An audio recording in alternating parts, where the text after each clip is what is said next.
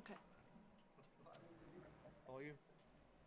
I'm going to open up the combined special and regular council meeting for June 25th, 2019. Please join me for the pledge. I pledge allegiance to the flag of the United States of America and to the republic for which it stands, one nation, under God, indivisible, with liberty and justice for all.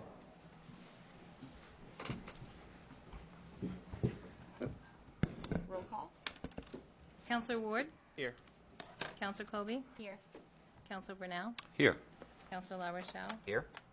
Councillor Albertson Root and Councillor Lunt. Here. Next item. We're going to skip to item D under other business if there are no councillor objections. It would be the DEP update on Mill Street Dam and Mercury. Hi, I'm Danielle Aubry from Maine DEP. I'm an uncontrolled sites project manager, and I'm handling the Mill Street Mill, the dam removal, and the mercury sediment removal. We had invited DMR when they're right here. So they're just in time to come speak about the dam removal aspect of it, and we can address the mercury contaminated sediments piece. This is Gail Whipplehauser. She's from DMR. And this is my supervisor, Brian Boneski. He's head of the Uncontrolled Sites program. So we didn't prepare anything, so we thought maybe you just would have questions for us and we could answer them, if that seems appropriate to you. We could just, start with where we're at in terms of with the project itself. So last year, was it last year or the year before, DOT did the dam removal. They did the bridge. I'm sorry, right. Sorry, I misspoke. They did the bridge replacement, and with the bridge replacement, that allowed the abandonment of the water line that went through the stream. With the abandonment of the water line through the stream, that allows us to access the last of the mercury contaminated sediment that was cleaned up many years earlier. Yeah. So then our plan from is... the Miller days. Dam. So then our plan is then to go in and remove that last mercury contaminated sediment. And then as part of that project, DMR approached us with the possibility of doing the dam removal at the same time because the dam is breached already. Right. So all it is really is just an impediment to fish passage. Yeah, and you could talk to that. Yeah. So with the a lot of the infrastructure for doing the mercury sediment removal would have been the same with the dam removal, so it made sense to do both for cost savings. So we put out bids for doing that work last month, and today was the closing date for those bids. I do know we've got 2 in, but we haven't really looked at them to see what the pricing is on that. Yeah. But we do have 2, and so we're pretty confident that one of those will be selected. We have received approval from Joe Miller that owns the property to do the work, and we've also received our Army Corps permit. We got that today as well. Like most dam removals, in-stream work during low water, which is like July 15th through like September 30th, I think is usually the kind of the usual time. So that's when we expect the in-stream work to be done. So that kind of is where we're at in terms of an update. So now we're any and all questions. Madam Chair, could you actually just explain what the process would be as far as for what the cleanup would be? Would it be dredging, or is it, do you actually slow the water current down, and actually what type of process would be done as far as for the cleanup? Yeah, well, do you want to jump in with that? Or? I think we're going to use sandbags, or they could use sheet piles, but it's typically sandbags I think we're going to use for this particular project, and I think they're just going to vac it up. We don't expect to have a lot of mercury contaminated sediments, to be honest with you. So there'll be some type of cofferdam construction to allow access to the because they need to operate in the dry to get that sediment up. Yeah. Is the pipe that was actually, because there was a pipe that was actually from the water department in there, is that actually still in there and still needs to be removed, or is that something that... It is still in there. You would have to talk with the water district about that. I know it's been decommissioned because I put one on the bottom of the bridge. I know DOT told us that. Right. So, I knew it wasn't active, I just was curious if Yeah. that was part of the Yeah. process, was it removing the pipe itself? we're not but- including that in our work. So, Mr. Chair? Owner of record on this, you said, was the Millers? yes, yep, it's Joe Miller. Is that not the same property that we actually understand is actually in the bankruptcy, or is that a different parcel? Nope, it's the same parcel. So how does it work that you get an owner of record that actually is looking to divest themselves with a bankruptcy, and does that actually change anything for the scenario for the approval that you've gotten to proceed? No, she's properly abandoned it, which doesn't mean that she gets rid of the ownership. She still retains ownership. She's Well- just saying that there's no financial gain on it. She didn't, so the way the that It sounds like a Property slippery ownership. slope to me, the fact that somebody can actually give approval on a process that's actually going through bankruptcy. I'm Well, going to be it's- frank It's on just, she that. still owns it, right, so the way Today, yes. Right, so the way that it works is, so when they went bankrupt, the bankruptcy trustees collects all their assets. And then they try to sell those assets to generate money for the creditors. If there's property that the bankruptcy trustees determines is not going to get them any money, they will petition the bankruptcy court to abandon those properties. And so then what happens is the bankruptcy court, if it approves that, they then abandon the property and the ownership goes back to the original entity that went bankrupt. So in Yeah. this case, it goes back to Miller Industries. So because anybody that's looking to develop that property, it has no value. So you're telling me that this goes back to them to be able to give you a decision on something that That's- directly impacts our potential for the town? that's correct. Correct. And the dam. All due respect, that's crap. Well, is there, I mean, obviously you know a lot about this, but is there some sort of precedent that we could refer to? What this has been done we've been before? working with our Attorney General's office. We have a bankruptcy specialist. Kevin Crossman is our Kevin Attorney Crossman, General, and- and this is kind of this, this is an issue that's come up with a lot of Yeah. 'cause uncontrolled sites. We deal For with it a example, lot. what happens is an entity goes bankrupt, and the trustees if the property is worthless, they don't see it, they can get any money from it, they will petition to court to abandon the property. And at that point of time, somebody can go to them and say, Make 'em an offer. make 'em an offer and that type of thing. And when that was happening, we had actually suggested that, you could make an offer at that time and get the property for the legal fees or whatever you could agree with the bankruptcy trustee. But if nobody stops the court from abandoning the property, then it goes back to Oh, I get the that. original property. Yeah. I mean, that's just unfortunately the bankruptcy. Mr. Chair, could I follow that up? Yeah, please. One of the things that I will say associated with that is the fact that everything that we have heard, as long as I've been sitting in this seat, is actually that the best recommendation is to keep what is actually ahead of that dam encapsulated where it sits. So now if we're actually in a position where you're going to be removing it, I want assurances to the community that we're actually not causing any further hardship by actually erasing what we've been told to date. I want to make sure that we are Not with given the Mill Street assurance. Dam, it's already breached. How was it? It's Sorry, how was breached, how but was it's it breached actually not again? removed. Hold up, let him go in. Absolutely. It's breached but not removed. Lowering that further will actually increase the potential associated with anything that we've been told in that area. Potential of what? Are you saying decreased water levels, or are you talking about Well, that's a whole sediment? set. Mr. That's a Brunel, whole- feel free to Yeah, go ahead. please. There's a lot of people that weren't happy about the first time of the breach because I don't think it was really a breach. I think it was taken down by somebody. I can't recall exactly how it came down. Here nor there, nobody asked the opinion of anybody that owned land along that river that used it for recreational. Nobody has come to anybody that I know of on any side of that river all the way up through from the last time or this time to say, hey, how do you feel about this? Hey, what's going on? So there's a lot of landowners that are not happy about the fact that you're going to take a dam that holds half as much water you used to hold behind their property to half of that again. So you're going to take a river, We don't you've expect turned it it into a... to drop quite that much, though. I mean, That's what they said the first time when they took out and I think it was Salmon Federation had something to do with the Mill Street Dam. I mean, we had a breach up on the other end on Webster Street because of ice and it was a storm or something took that out. But Atlantic Salmon Federation was really on the forefront of getting this other one out to get their salmon to swim up there and spawn.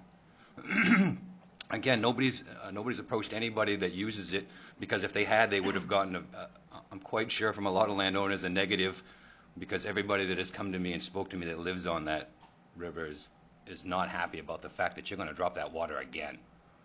So it's amazing that nobody was notified, all these taxpayers, all these landowners that have always had river usage, that now where they used to go and enjoy is nothing. It's going to, if you take out that dam any more than it already is, it's going to go from, like I said, from half of nothing to a stream.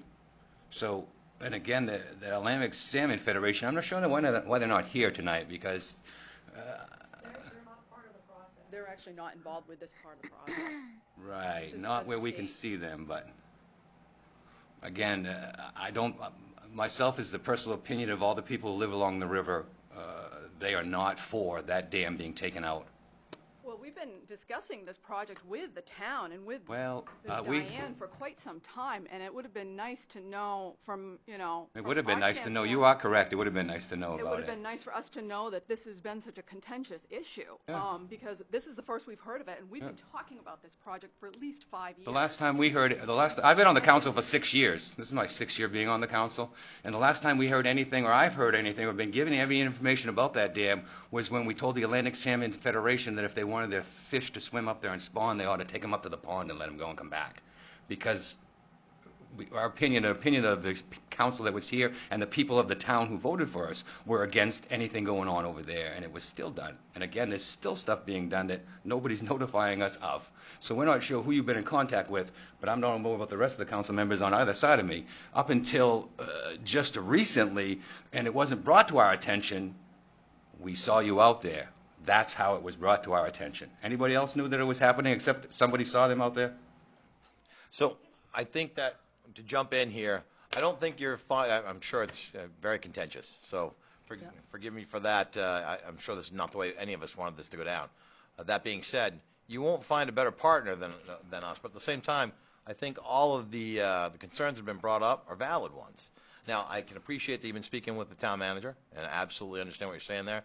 But what efforts have been made to contact the landowners that are along that river? Is that a standard? And this is just me getting an understanding. It's not in any sort of way indictment. I want to be clear on that. The only people that we need to contact is Miller.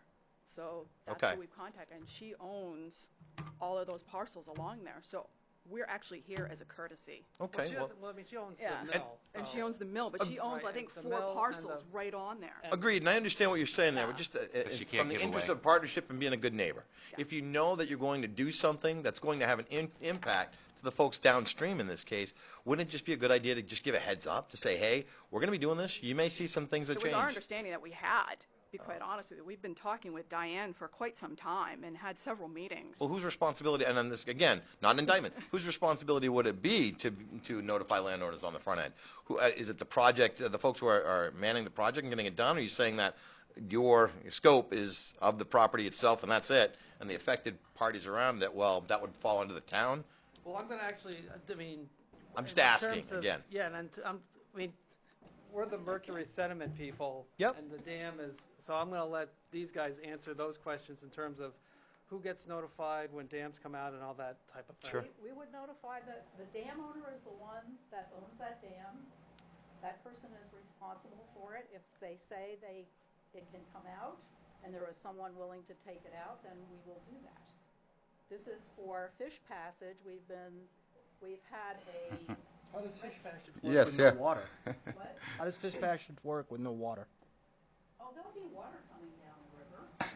I think you're optimistic. I think you're optimistic. Absolutely. The contact, forgive me, There's water coming down the Okay. river. the contact that you've had with the town, does it include estimated water flow after the dam is breached? I'm just curious, because I never saw that. The amount of water that's coming down now, it's a run-of-river. The only thing is, there are places where there are blocks, it backs it up, that's the impoundment. There's still the same amount of water running through.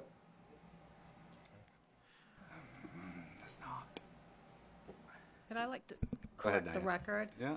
You're absolutely right. We've had conversations, and as far back as 2015, when a presentation was made to a different council than what sits here now, Chris was still on the council. I don't know if you were, Mark, or not, but the council at that time, we tried to work with Mrs. Miller to obtain that property, but some things fell through. But we knew full well at that time that you were going to, that the intent was to remove that dam. That's been the intent all along. And that was back in 2015. And in fact, the town was going to commit $50,000 towards helping that water line for the water department, but everything fell through because that property fell through at that time. And yes, they're correct. I've had meetings. Last year I went to a meeting. I haven't been to anyone recently, and back then when they were still talking about taking the dam down, but at that time the issue was the ownership of the property because it was in bankruptcy. So this is all escalated forward now because it's no longer in bankruptcy. It's been abandoned, correct? Correct. And we still had an opportunity to purchase that property, but nobody wanted to do it. So that's where we're at. We have, Because of the contamination. well, but we all knew. It's a choice, but the choice associated with that is purchasing the property with the liability associated with that. You Exactly. ended up with everything. The full basket Exactly. of goods were no Yep. longer abandoned. We're actually stuck with The entire a cleanup. poor basket of goods. And what if the town of Lisbon told you they didn't want your help? Doing us a favor, we didn't want your favor. Pardon? You said you were doing us a favor. No, this is a courtesy call. Oh, I'm because- sorry, you're doing us a courtesy. Yes, Yeah. notifying you of this. Chair, may I? on. Absolutely, And, please. and one of the things I think it's important just to make clear, I mean, is we definitely want cleaner rivers. I mean, with that spill, I mean, I have no idea what's down there. I mean, it's been deemed as mercury, and with some of the other operations that's happened upstream over the years, and any community, it's always nice to get rivers getting cleaned up. So, I mean, I don't think any of our concerns is the idea of cleaning up the river, especially if it's removing any contaminants. I think that's actually justice for a lot of people for long term. So I think that part of it, I think it's unfortunate because I think we're kind of mixing two things together as far as the cleanup and the dam, because the cleanup I think is really important. And I would love to see all those areas get cleaned up. So we appreciate any help with that. That's definitely important. But yeah, I mean, I just want to make sure that it doesn't sound like we don't want to clean up our rivers, because I think that's really a big factor with it. Yeah, and again, I know this seems like, I think it's because this is our first chance to actually talk it through. There's certainly some raw nerves here, and I apologize for that, the way that's coming off. I don't think you'll find a better partner than the town of Lisbon. That being said, I just think that we need to talk about some things a little bit more.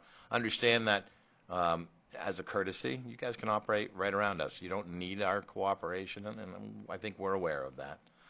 So we definitely want to work with you on this. And we don't know what that looks like for us and how we can move forward from here without a little bit more discussion. But I don't want to be the last word on this. Anybody else got anything on this? No, for me, it's always been the fact that my understanding was the fact that we were supposed to actually keep that encapsulated was the best advice. That is everything I've heard for the grand sum for the last 3 years. In that, if it's going to be changed, just the assurances to what it actually means to our community. And I think that's where most of us live on this. And I wasn't here for the first part of that. Forgive me. Traffic was murderous coming up from Portland. So did I hear that there was some cleanup that was going to be done? Yes. Okay. And so it would be basically the cleanup that would have been done if we would have taken it on and had to do it. And so after that, to Councilor Ward's point, after that, what are the assurances? So you come and you do the cleanup, clear away the remaining obstacles that are there, and something else comes to light. We're not on the hook for that. Who's on the hook for that? No, that would be us. Okay.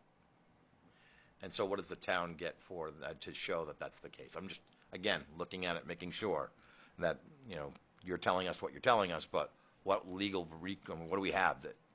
Well, I mean, the town has there's no legal liability to any of the contamination that's in the stream. Same as it is today for us, that's Same what as you're saying. You didn't You didn't cause You it. didn't cause it, and you didn't purchase the mill when it was available, nor you own it now. So it's, in terms of being responsible for any of the contamination that's out there, the town has no liability towards it. My next question then is this. If our last position on this was that the safest way to keep that contained was to leave it encapsulated, wouldn't stirring this up cause a chance to cause more harm than good? we're not storing it up, we're actually sucking it out, disposing of it properly. Right, so I mean, the whole thing is the mercury contaminated sediment is to remove it. And take it away from removing all the structures there as well, that wouldn't lose or let something new come to light? No? You're saying that all of it's going, the whole thing? structures of the dam? Because Yeah. the only structures of the dam that's coming out is just the cement The structures. cement that goes down to So bedrock. there's no hazardous substances that's associated with the dam itself that's coming out. So you're going to put a straw into the river. You're going to suck up all the contaminant. And then you're going to pull the dam out for what reason? For fish passage. Back on a couple of years ago when we were talking to the Atlantic Fish Federation and we told them to go away, I recall it quite clearly. But now they're still here in just a different uniform. It's not the Salmon Federation. This It's whoever it is, it's... Marine Resources. We have a restoration program in Yep. the river that's been happening Yeah. since 1983. Yeah. We've Maybe- been stocking alewives into Sabattis Pond since 2000. And this is an opportunity to provide fish passage all the way up there so that there can be a run established, there could be a harvest at some How point many, in the future. how many fish are running up there currently? How many fish have you found up in the river that you've We released? can't get up the river, we have to Because stop of the them. dam. We've been doing that for That's right. 20 years. Even if you open that up, the pike are going to eat up everything you let swim up there. No, there'll be about 400,000. Again, you could tell- So I'm sure, just to kind of bring this back to, I think we're all focused intently, but to hear talk, I'm sure there's a lot of science behind this. No doubt in my mind that there's been multiple studies done to say the benefit of doing something like this and the upside of how you could get the fish from A to B. Understand that. And so that's something I think we may want to focus on and get a little bit more detail about. Is that something that I want to understand why this is so important as part of this move to make this happen? It's part of our mandatory, what we do. Okay. So we restore fish to their historic habitat. There was always a run historically of alewives in Sabattis Pond. And so we started to, whenever the projects come up for relicensing on the main stem, they put in fish passage. So there's passage all the way up through the 3 main stem dams. There's no passage up Sabattis. We've been stocking alewives to get a run established up there. And we would like fish passage in so that the fish can get up on their own and we don't have to stock them anymore. The plus side for the town is you could eventually have a harvest, perhaps with Sabattis, and it's a source of income for the town. The current dam that's up in Lisbon, and I forget the name of the bridge, there's another dam right in Lisbon here. Oh, yeah, the one that's, Yeah, and that one's, yeah, exactly, the Farwell Dam. And that's been breached as well on one side, if my memory They serves me took a correctly. big piece of it out. Yeah, big chunk of it's gone. Part of it. So is that what you're saying? That wouldn't have to come down? They'll be able to go ahead and migrate up that piece of or not No, that? there would have to be probably a technical fishway in that one. So if we don't have that one established yet, and it's just me thinking out loud, why would we go downstream and do this one first? Why wouldn't we do that one first? This direction. Okay. So we typically start at the lowermost dam and work our way upstream. Okay. It's a long process. And again, Okay. Thank you. I appreciate that.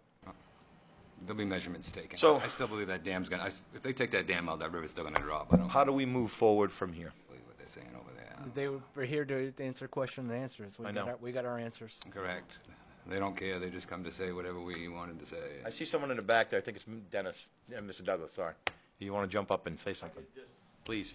Absolutely. As a dual role possibly, code enforcement for town of Lisbon. I just wanted the council to understand that I receive and have been receiving for a number of years calls from just about everybody that owns property on the Sabattis River. They were devastated with the water level drop the last time. I'll tell you right now, our Sabattis River's at the point you can barely kayak it.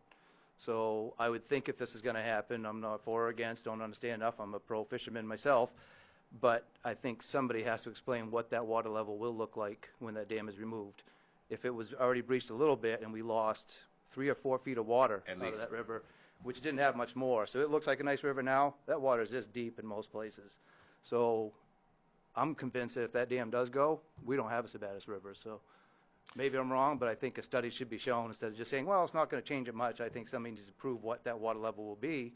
And my other concern is there's dams in Sabattis before the Sabattis Pond. So whatever we do down here, the fish still aren't getting to Sabattis Pond. So I'm not sure if all the dams are coming out or what the plan is there. So Is this the farthest, forgive me, thank you, Dennis. Is this the dam that is farthest most down right now? Is that why you're starting here? Yes. Okay. So, that being said, and I understand your process, you say start low, work your way up, makes sense. It doesn't always work out that nicely, but that's what we're trying to do. So in that, if that's the case, going to Mr. Douglas's point and to some of our reservations here on council and what we've heard from our constituents, wouldn't it be, or would it be possible to talk about that study, that Mr. Douglas, if that's something that we could get done, to understand how that, we've already seen an impact where we didn't get the heads up, and now here we are in this position where we're being told again, and this time we want to be a little bit more active about it versus having something being dictated to us about what it's going to look like. We're being told there's going to be water there, but if there isn't, somebody has property on a nice muddy bank now, and that could be. There's water coming out of the lake. I appreciate what you're saying 100%. I have no doubt in my mind that you've up close and in person. I still think I'd want the science that supports that with a study that says this is what you can anticipate for a drop after the fact. And if there's no rhyme or reason to which dam goes first, why is there such a big press to do this one now? Why not look at some of the other projects while we, as a town, ask you politely? It's really a funding issue right now, to be honest with you. Because it costs, they have to put in a cofferdam to take out the mercury. We would have to put in a cofferdam to take out the dam. So we were doing both at once because it's cost saving. You don't have to put in the second one. You don't have to just put in a straw, you have to put something up to put in your straw, correct? Yes. Yes. That's what they had mentioned earlier. Well, you could always rebuild the dam over there. There's no money to rebuild. There is no money. This is bare bones for us. We're pooling resources now, which is unusual. I absolutely appreciate the effort that you guys So, are making. Any other questions, guys? Anybody else? Nothing that hasn't been done. Right, it's already been talked to death, Oh, man. do you wanna Nobody's thank- happy about it. I do want to thank you for your time for coming in this evening. thank you. Thank you. Appreciate it.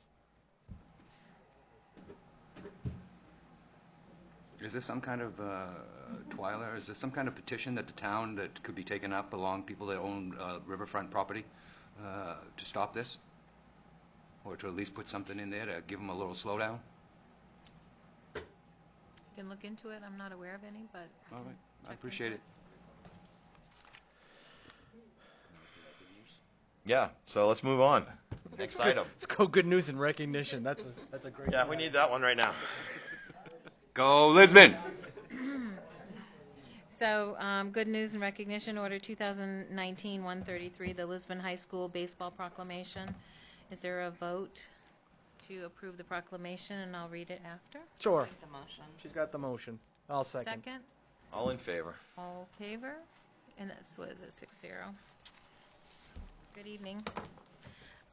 Whereas the Lisbon High School baseball team has made the community proud as they finish in first place with an undefeated regular season in the Heel Point playoff system for Class C, which gave them home field advantage for the first 2 rounds of the playoffs. Whereas the Lisbon High School baseball team opened the playoffs against number 9 seeded Old Orchard Beach, which Lisbon won 7-1. Lisbon then hosted number 4 Monmouth Academy. Lisbon went on to a convincing 8-0 win and an invitation to the Southern Regional Finals. Whereas the Lisbon High School baseball team playing at St. Joseph's College of Maine took on Sockabee Valley in the Southern Regional Finals. It was a hard-fought and well-played battle, with Lisbon coming out on top 4-3 to claim the Southern Regional Championship and then advancing to the state championship game.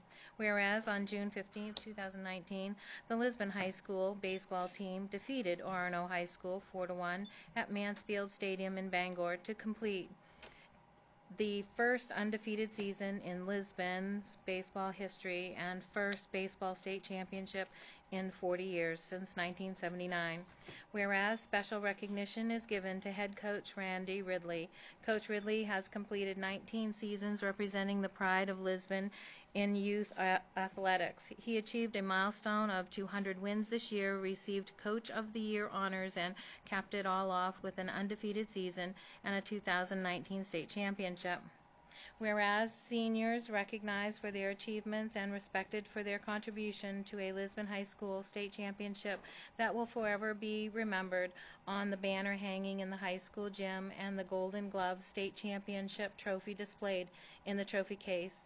goes to Lucas Francis, Noah Austin, and Devin Marquis. Now, therefore, we, the Lisbon Town Council, on this 25th day of June 2019, would like to congratulate and thank the Lisbon High School baseball team for their fine representation of the town of Lisbon while winning the Class C state championship title on June 15th, 2019.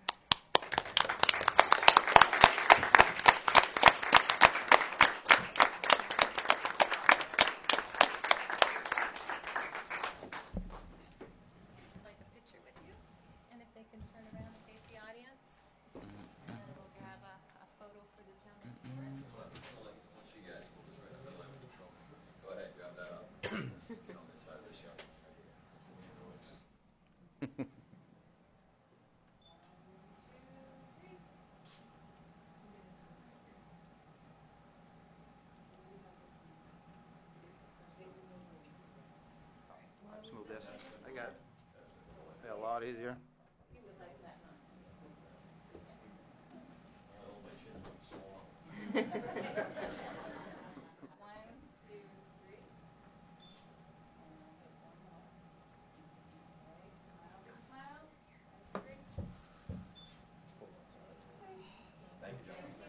Good job, Lisbon. Randy. Here you go, Coach. Good job, man. Congratulations. Thank you very much. You're welcome. 4 kids coming up after them trying to match that. Oh, yeah. You know what I mean? Gonna be tough. How do you top that season? Randy goes, I don't know. Check me next year. That was like pendulum from one side to the other right there. That was pretty interesting. Yeah, it was not our best work to let DEP go first. Oh, yeah, absolutely. All right. Next item. No warm Public fuzzies. hearings, the municipal budget fiscal year 2019-20. Thank you. Want to open the public hearing? Yes, at this time I'll open the public hearing. Anyone who has anything they'd like to say on this topic, please step to the podium. Just give your name and address, and we'll be happy to hear from you. And this is on the municipal budget. It says on the municipal budget. Maybe could we just get a Yep, quick would you overview like- of that? That'd yep, be great. we can. So people Yep. know. So this is going to be for the municipal budget and also the wastewater treatment plant budget.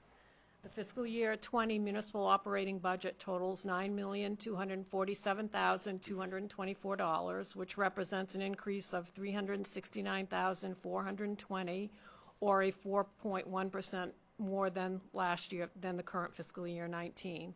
The fiscal year 20 projected revenues is $3,595,181, which is an increase of $358,442. So the difference between the increase in revenues and the increase in the budget is about a $10,000 difference. So the impact to the mill rate is going to be virtually nothing. Sorry, great. Yep. That figure that I just gave you does not include the contribution to the schools or the county tax. So this current year budget includes some much-needed positions. Some of these positions were eliminated during the recent recession. You've opted to provide an assistant to the finance director, which is a full-time position, an additional 5 hours in the clerk's office, an additional 5 hours at the library, a full-time public works driver, laborer, in which we would only impact the budget for a half a position because we were splitting a full-time position between that department and the wastewater treatment plant. And you're also going to staff another full-time driver attendant at the transfer station. This budget also includes an additional $17,000 in equipment for the fire department, which in this current fiscal year budget, we funded that through unassigned fund balance. There are increases in the workers' comp premiums, an increase in legal fees due to negotiating 3 new contracts in the spring. We're adding an additional $25,000 in paving projects, an additional $10,000 in waste disposal because of the increase in our fees for the recycling, and $50,000 for capital improvements for a new MSW trailer for the solid waste department. Those are some of the high-ticket items that are included in this budget. Some departments are showing a decrease. The town insurance came in less than the fiscal year due to going back out in the market. I originally planned for a 5% increase. When we got the renewal back from the insurance company, the increase was going to be close to $20,000. So we went back out into the market and we came in with a $5,000 decrease from the current budget. So there's a $25,000 gain right there that we got. Revenue sharing is up $291,776 based on the legislative vote last week. And my other revenues are up $66,666, which includes an increase in the excise tax. The excise tax I've collected over my projections in the current fiscal year. That still remains strong. I don't know when it's going to go the other way. And investment income, I increased that by $17,000. And then the transfer station permits, I increased that by $35,000. These are the most notable increases in the revenues. The fiscal year 20 wastewater treatment plant budget totals $1,148,504, which represents an increase of $19,288 or 1.7% over the current fiscal year. This budget, as I mentioned earlier, includes an additional full-time person for fiscal year 20. The revenues total $1,296,148 or $79,188 over the current fiscal year budget. The sewer rates will increase by 6% to get us closer to our budget when the first sewer payment debt comes up in future budgets. I think it's going to be the next year maybe. The past 2 years we have increased sewer fees by 12% each year, so now we're down to in the 6% range, and we should be good by the time that first debt payment comes due.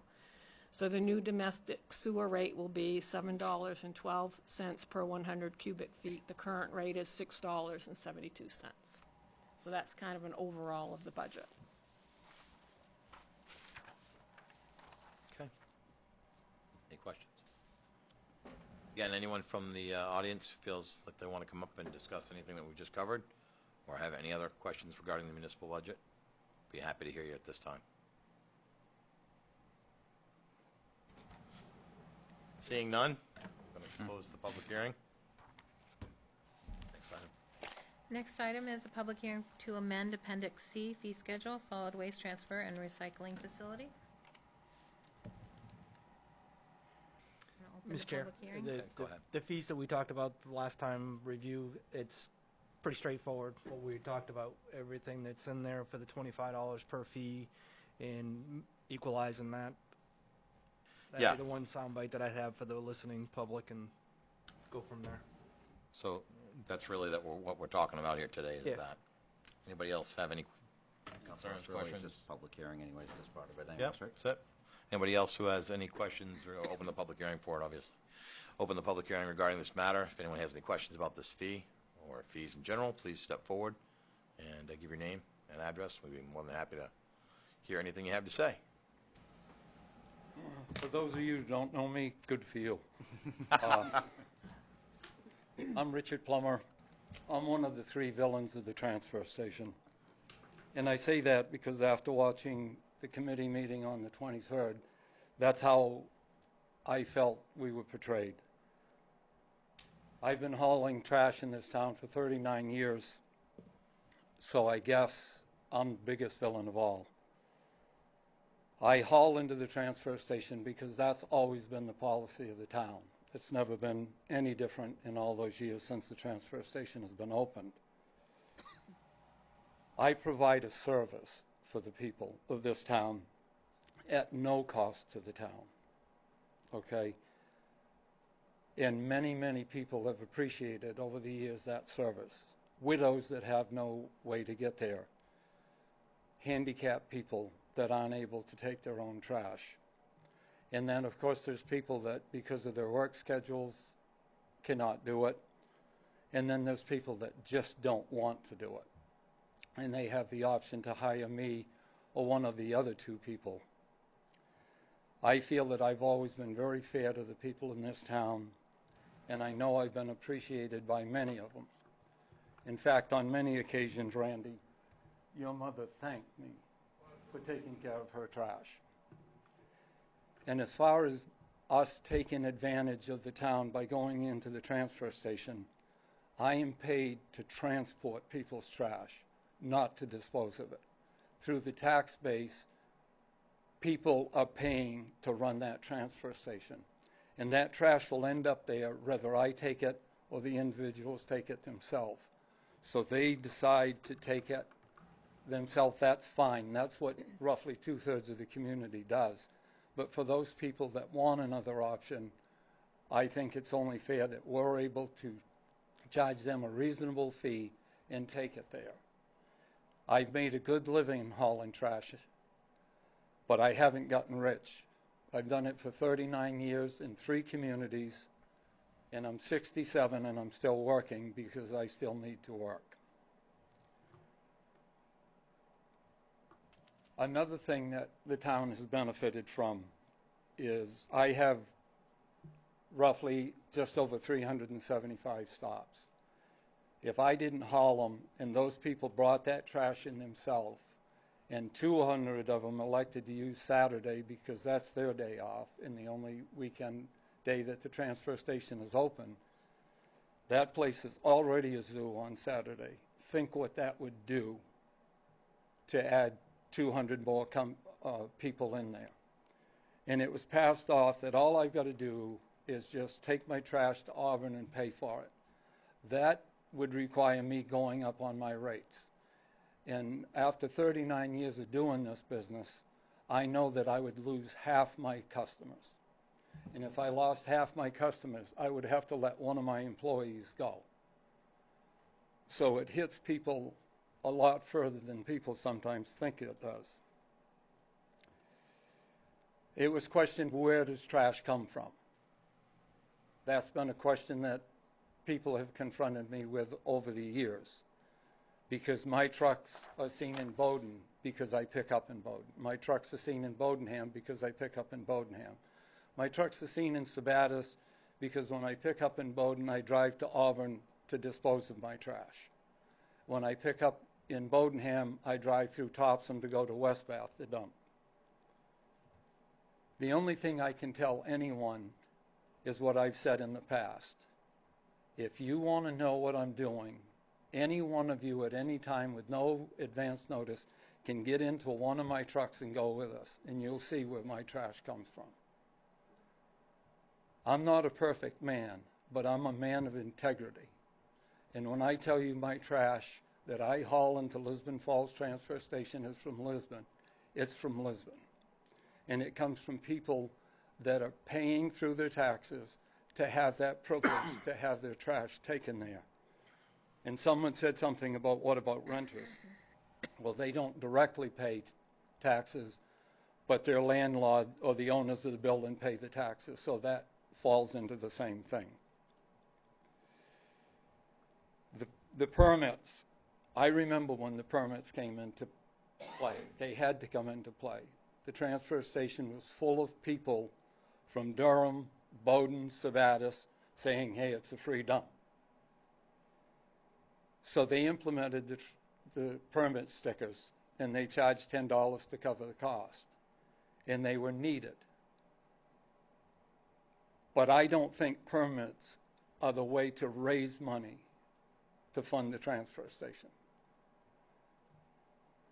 And as far as the question about where does trash come from, even the people that bring in their own trash, we don't know where some of that comes from either. Most people are honest and do what they're supposed to do. But I, myself, as a taxpayer, have turned in people at that transfer station because I knew where they lived and I knew where the trash came from, even though they had a sticker, because a brother or a sister that lived in town bought a second permit and gave it to them to use on their car.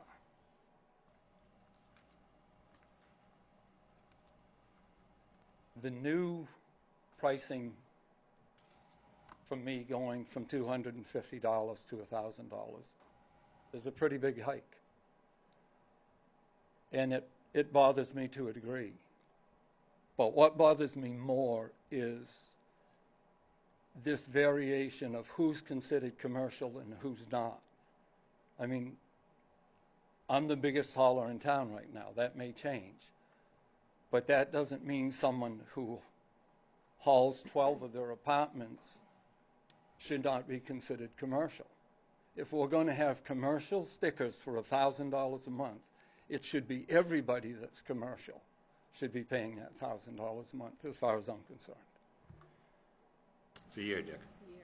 Richard? Per year, I'm sorry, per month. Yeah, I'm thinking of my billing. That would have changed the Yeah, revenue. it That would've would have changed changed the the- revenue number Yeah, significantly. sure would have. I like the way you think, but I don't think it's going to fly. And now I actually have a couple of questions for Randy Sear, because I'm confused.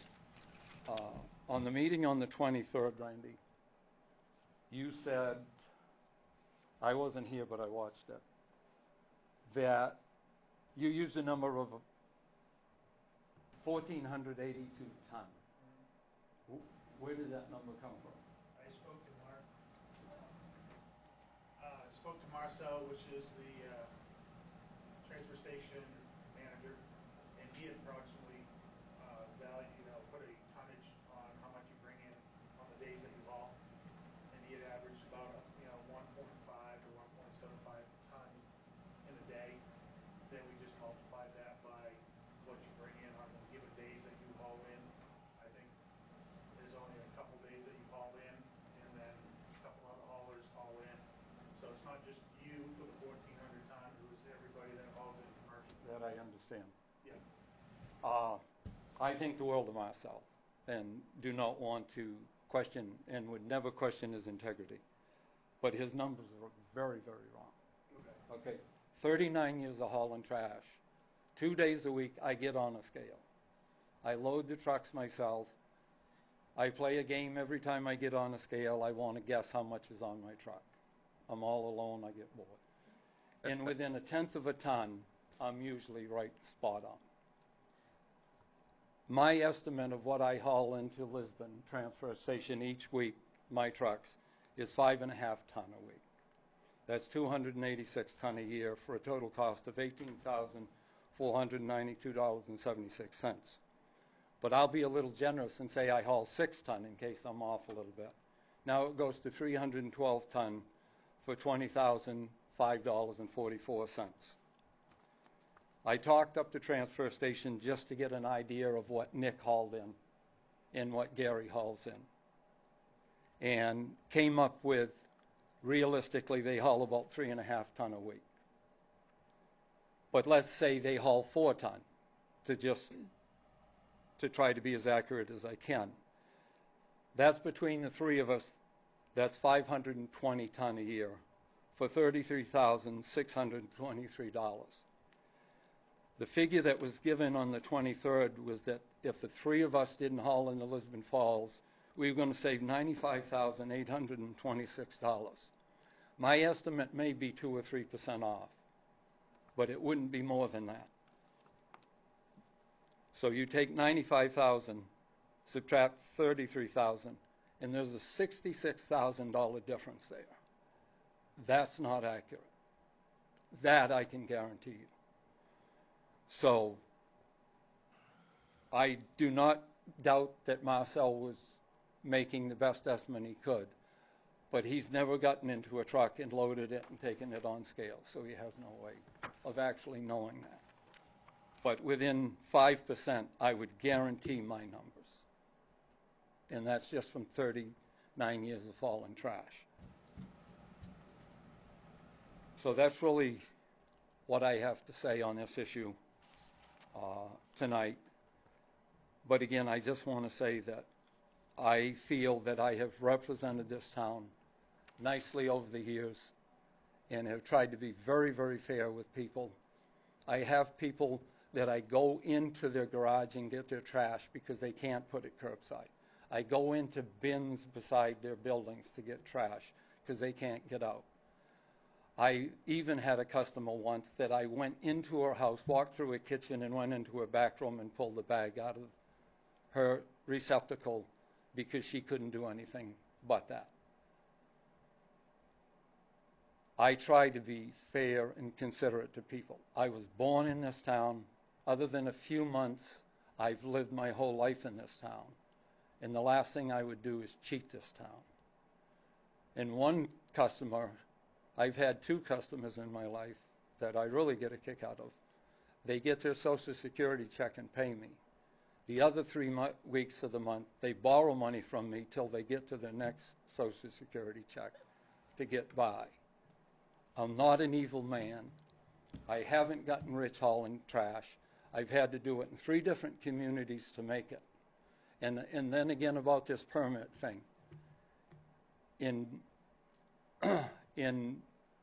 Bowdoin, it cost me $50 to get a license to haul in that town. And I'm one of their 2 authorized haulers. In Bowdenham, I am under contract with them to haul, and I pay nothing. To go to Amway, I pay $15 a truck for a sticker. So I thought it was ridiculous to pay $250, and I really find $1,000 quite outrageous. Thank you for your time. Thank you, Mr. Plummer. Anyone else?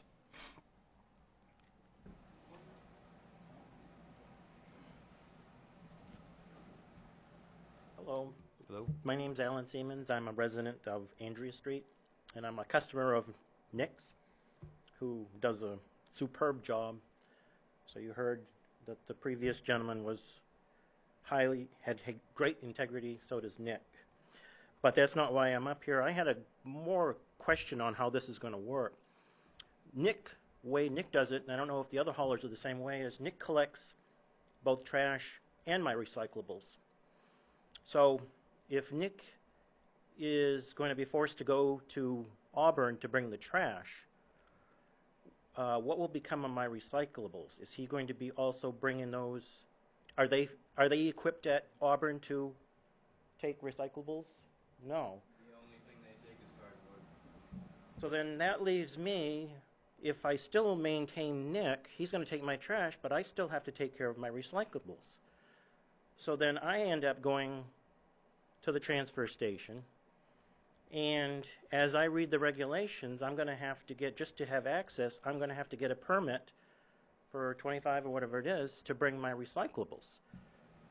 So if I'm giving my trash, I'm paying Nick, and then I'm also going to have to pay to go to the transfer station just to do my recyclables. So my concern is I'm going to be paying a fee to bring trash, but I'm also paying Nick. So am I misunderstanding how the process is going to go? I don't know who's equipped here to speak to that, or I haven't heard anything about the recyclables. Yeah, I mean, it's fine. We can, any one of us.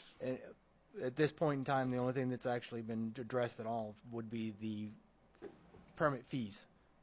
No closure associated with the facility to anybody has actually been discussed at this point, because it's a much larger discussion.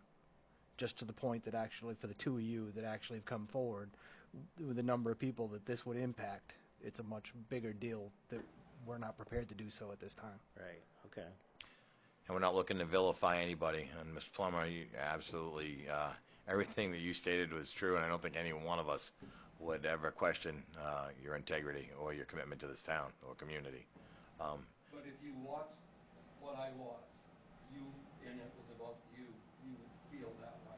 I'm terribly sorry that was happened. That was never our intent. I can speak for every one of us, because we all feel just the same way you do about this community, and so we would never want to indict one of our own.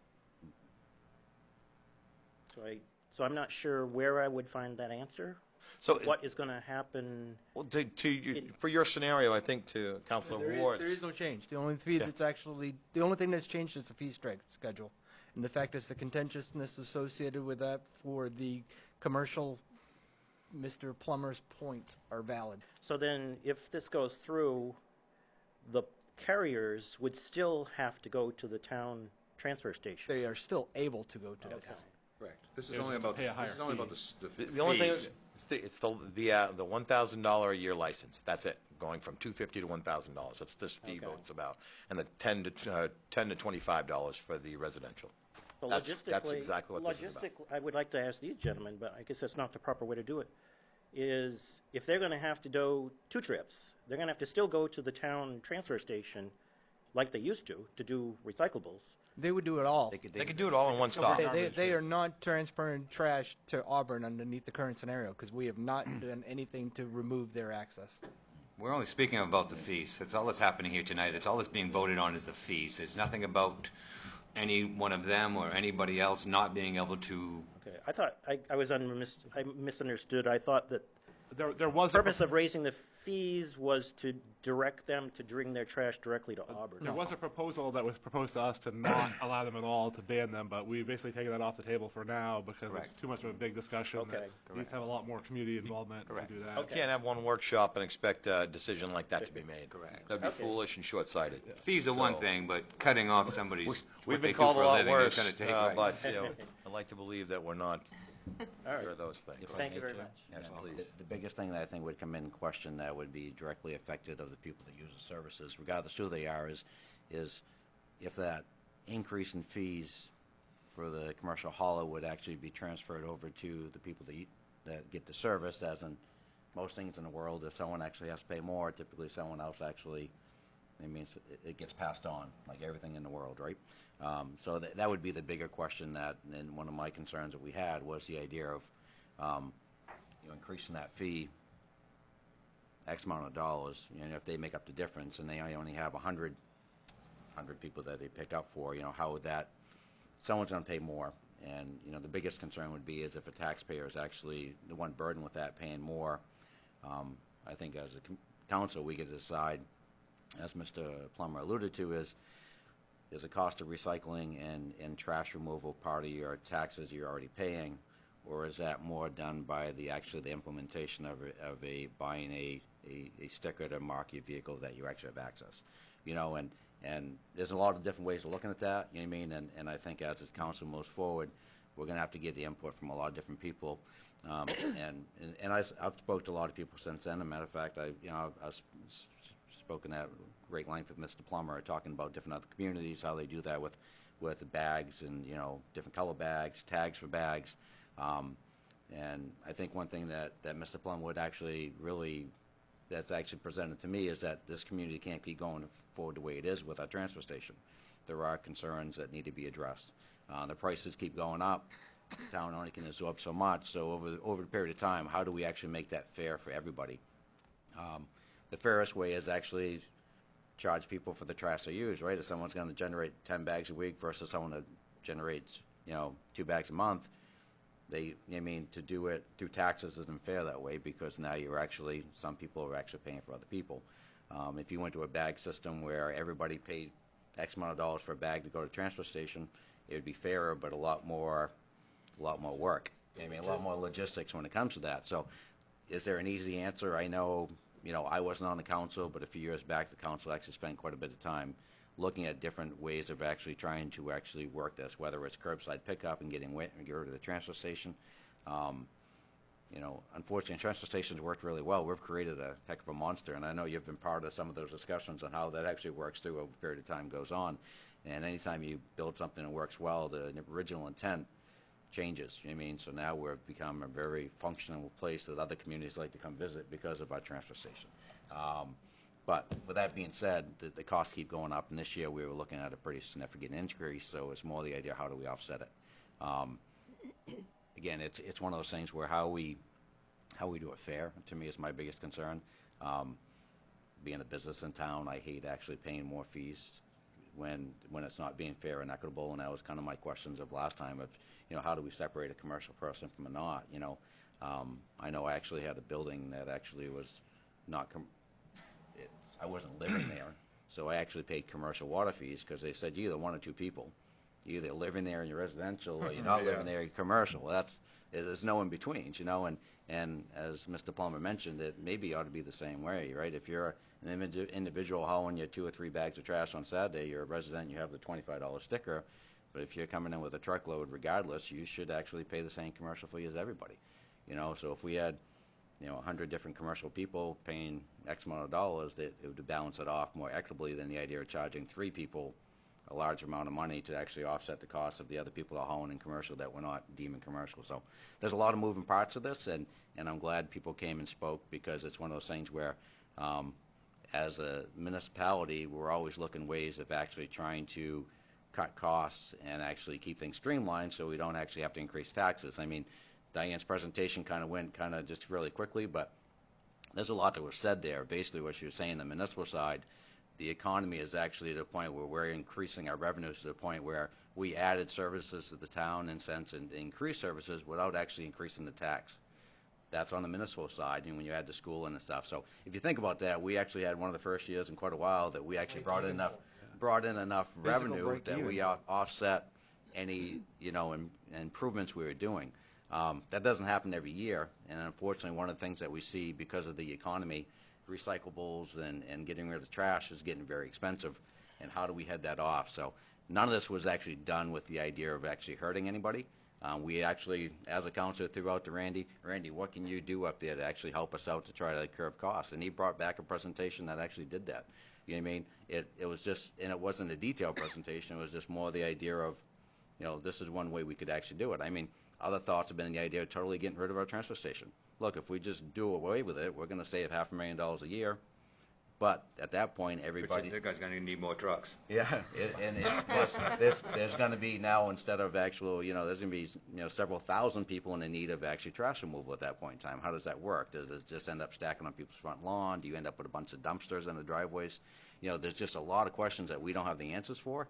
So, I mean, you don't want to do extremes, but on the other hand, as a council and a municipality, you got to look at all options on how do we actually try to stay ahead of the curve, if that's a fair statement. So I don't think anybody's done that's been done because people are trying to punish people. But on the other hand, sometimes what we say actually comes across in very much that way. And as a council, hopefully we're just representing everybody and trying to get a fair and equitable way.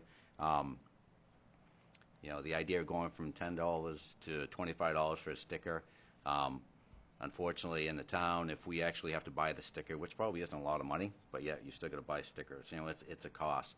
If we actually have an employee that spends a half hour to an hour taking that information, and then other people actually inputting that information, so we have a way of tracking it. If the town spends money on a sticker and spends an hour processing that sticker, that $25 is eaten up pretty quickly. If you look at what we charge, what we actually pay for our personnel per hour to actually do that. So the idea of going from 10 to 25 to actually process that, you don't do a whole lot of anything for $25 today. The idea of going up substantially on commercial, I think that's one of those things where I have concerns about it. More so in the idea of how do we deem commercial what's not commercial. I think that's more an important factor, because if commercial is going to pay a significant fee, it just needs to be deemed. You just don't want 3 people carrying a load for the other commercial people in town. So that's what I have to say. We have over this is my 4th year. The last 4 years, we've looked at every area of this town where the can has been kicked down the road, and this is in no way any sort of indictment of councils previous to us, but there's infrastructure needs and issues that have not been addressed in this town for number of years, and to the point where we're in some pretty dire straits as far as we're chasing sewer line breaks and water line breaks, and sometimes the tune of 2 and 3 times what it would have cost us to do this had we planned it. And this is all, this doesn't happen in a vacuum. This is money that has to get found somewhere in a budget, which means something else gets put off. So we've been chasing our tails for a long time. And so we looked at it and started to bite the bullet on some things that were really about looking long term, realizing there's going to be short-term pain, and we're going to bear the brunt of it. When I say we as a community, we're going to bear the brunt of it. It costs money to be able to do these repairs. It costs money to look at some of the areas where we're hurting, or we haven't been as, I guess, detailed in our approach. And I'll use the transfer station as one of them. We've started to work our way down and say, where are some of the areas where we're hemorrhaging money? And what can we do about that? It's never about trying to place a blame. We just look at the problem, identify where we're not efficient, and then try to do something about that in a way that's going to be meaningful.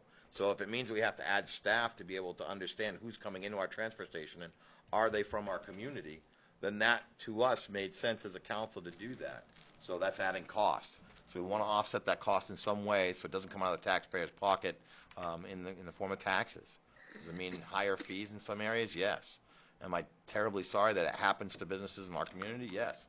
I know how it works. It's going to be cost shifting. That cost has to go somewhere, and it's probably going to go down to the folks that use your services. And I know that's tough for you because you built relationships with those people. In some cases, it's not an easy task to look at somebody, to use your example. Somebody's living on a fixed income where they basically are limited to where they can go and what they can do. And for you to go and ask them for more money to offset your cost, you're probably not going to do that. You're going to eat it yourself because that's the kind of person that you are. But that's not a sustainable business model for anyone. So we get it. We realize that it's not an easy thing to just say, oh, it's raise the fee, rate $250, $1,000. We get the money that we need, covers the cost. We don't think about things that way. We really try to go through it. And that's why we didn't. When you were talking about, well, this is what I heard for an answer on how we're going to solve this problem. No, it was never. We're not going to solve the problem in one sitting. And I think that none of us would ever look at something like that. Ask the people who wanted to move the dam. They'll know. We're not going to do it all in one fell swoop and just make it happen. We're going to make sure that we Or a cursory presentation for measure somebody twice, who doesn't have to talk to. measure twice, cut once. So I want to thank you for coming in, and we'd love for you to be a part of the conversations on how to move forward. I realize you don't have a lot of time in your days, but we can try to work with you so that when we have our workshops, you folks can be a part of that and help shape it. One more thing I wanted to Please. say that I left out because I felt I had said enough was I do believe there's a problem.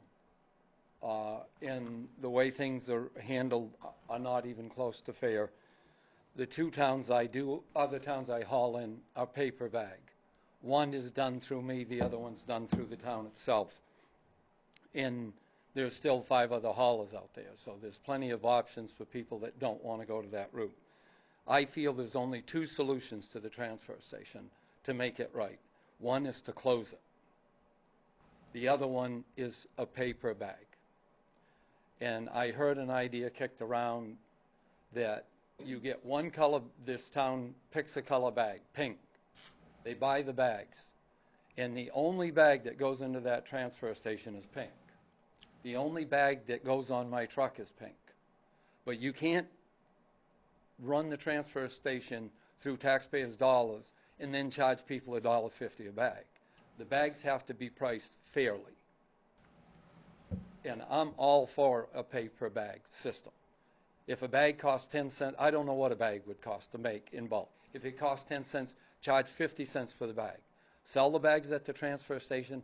I'll buy a box and have them in my truck and sell them to customers, okay? And the example of this, and there's several of them, but I'll give you just one. I pay $7,000 a year to live in this town taxes. My wife and I generate 1 13-gallon trash bag a week, and then we do recycling. I go to a trailer that probably pays $600 a year taxes. On a good week, on a light week, I pick up 10 30-gallon bags, in some weeks 15. There's nothing fair about that.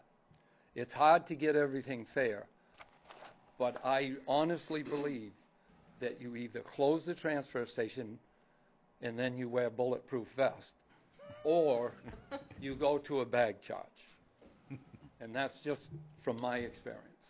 Again, thank you for your time. We would love to have your experience anytime we get together, so we'll call on you. If you can make it part of your schedule, we would appreciate it. Okay, thank you. Thanks so much for coming in tonight. How you doing, sir?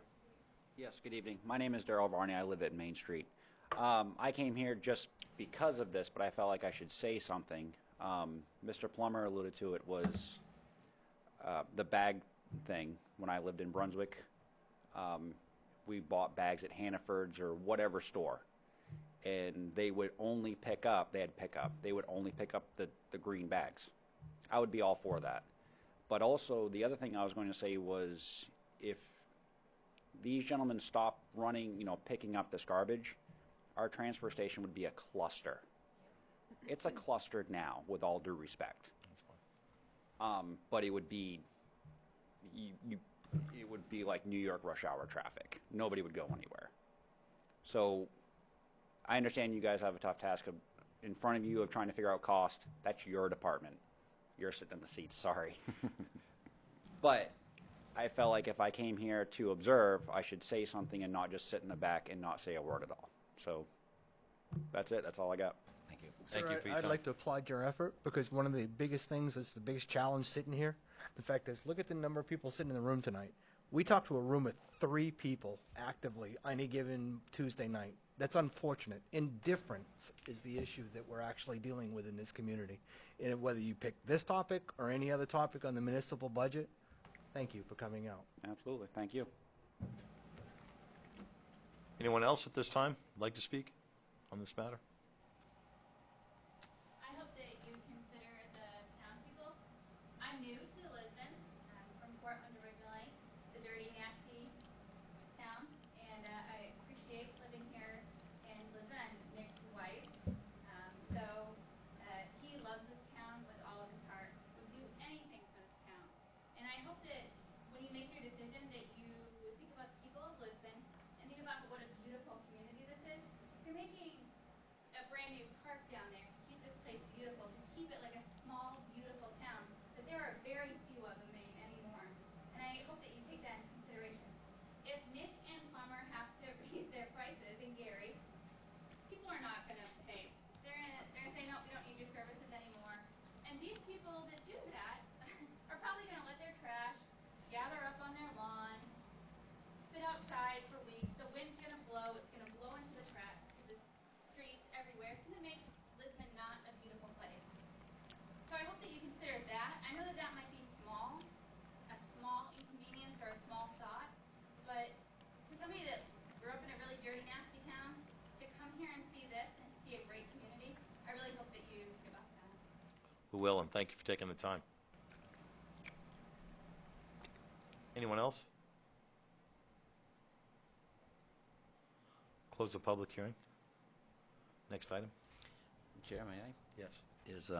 Is it possible to do the next 3 public hearings in one? They pretty much all kind of wrap over the same item? Or Let me read them all at once. There's just That's up to you, Chair. No, that's absolutely smart. It makes sense. All right.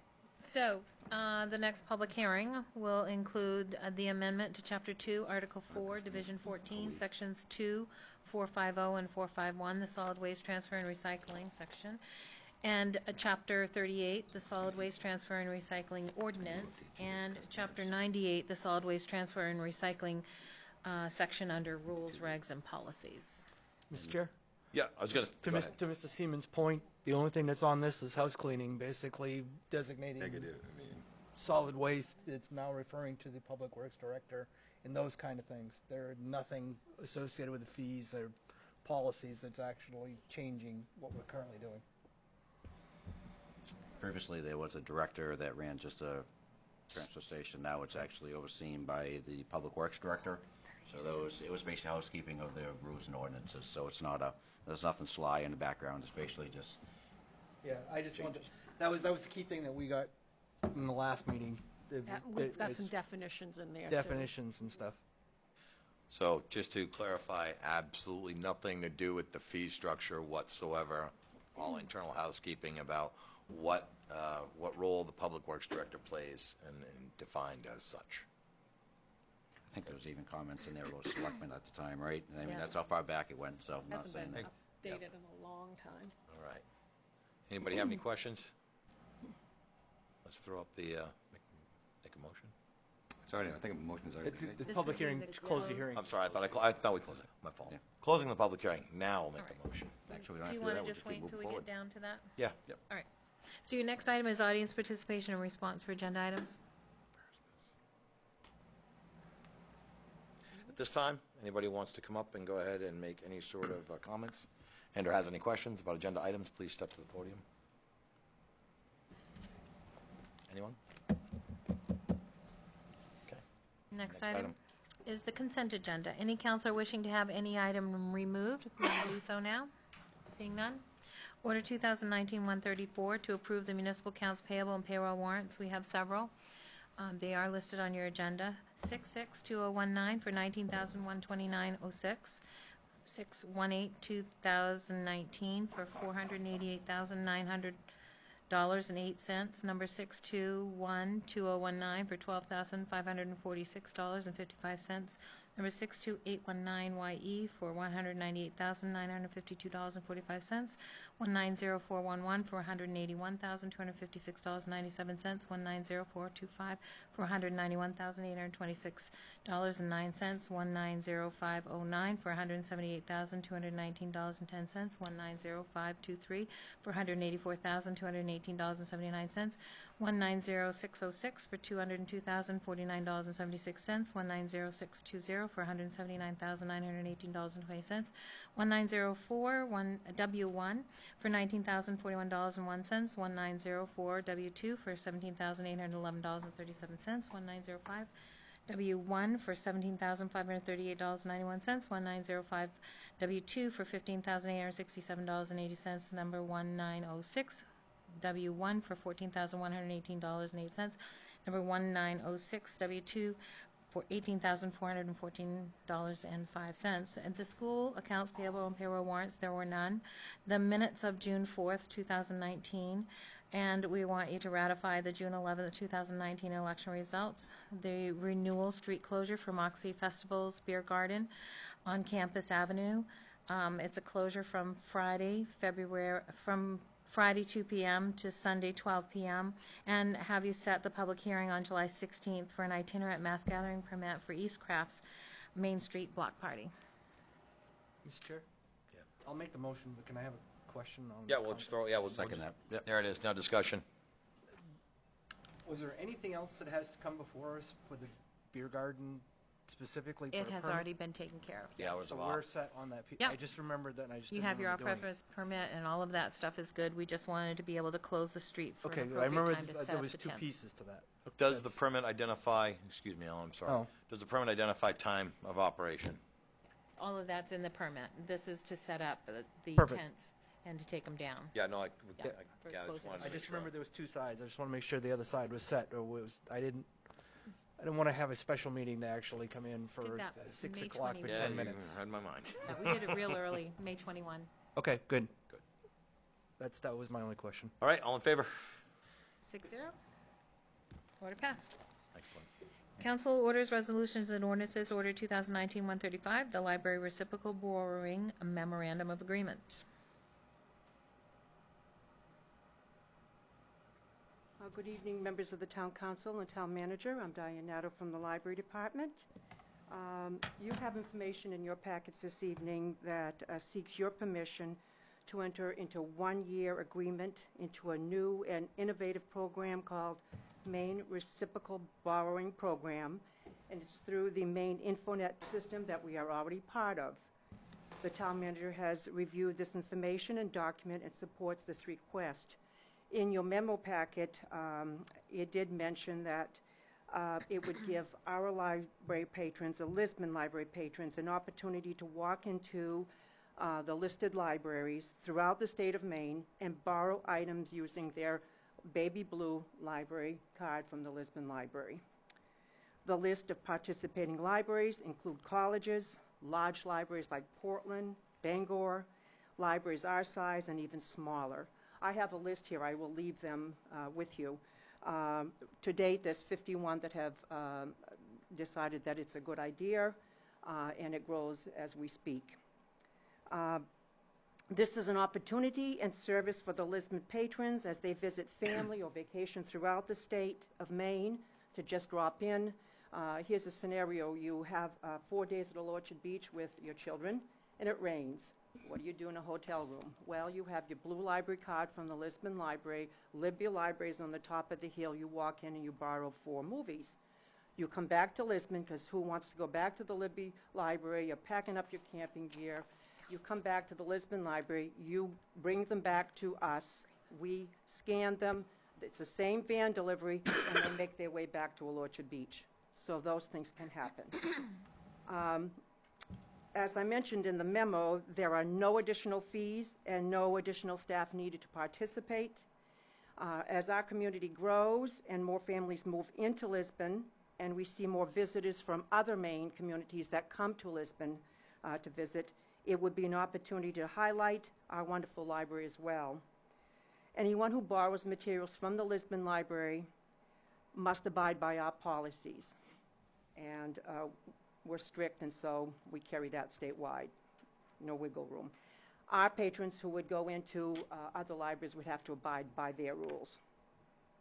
I believe this is the next step to ensure that the Lisbon Library and its patrons continue to receive library services that are forward-thinking and meet their needs. This would move the Lisbon Library forward as the state of Maine moves forward with their vision for statewide library services. And I would be happy to answer any questions. Mr. Chairman?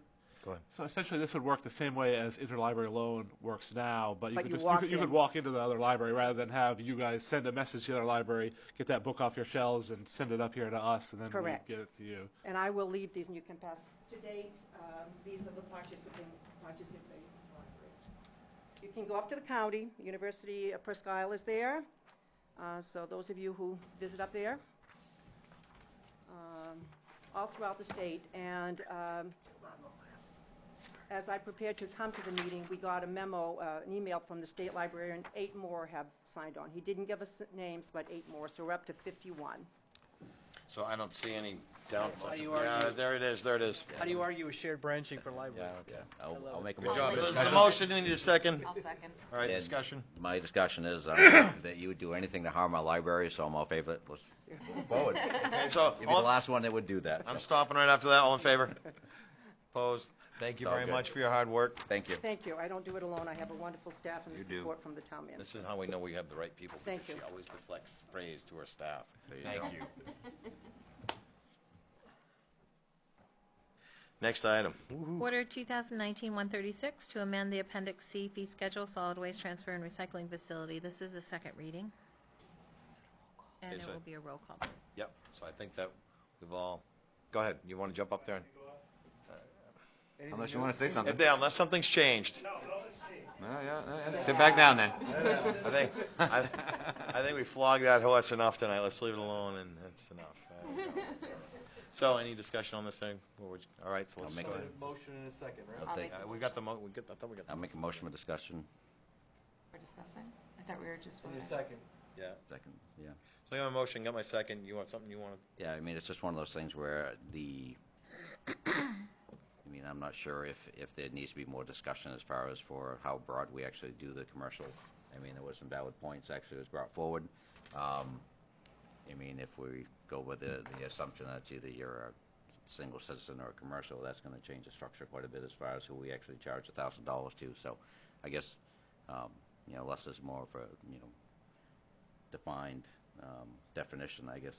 I don't know where we play with that, but I'm not sure if we actually cross that bridge or solve that issue. I just think that for our purposes, we deem a commercial hauler as somebody that's hauling trash to make a living, that's going to some other place other than a property that they own to collect trash. I don't look at it as a apartment building owner who brings up trash because they probably own it, and that they're doing that as a service that's getting paid for through their rent.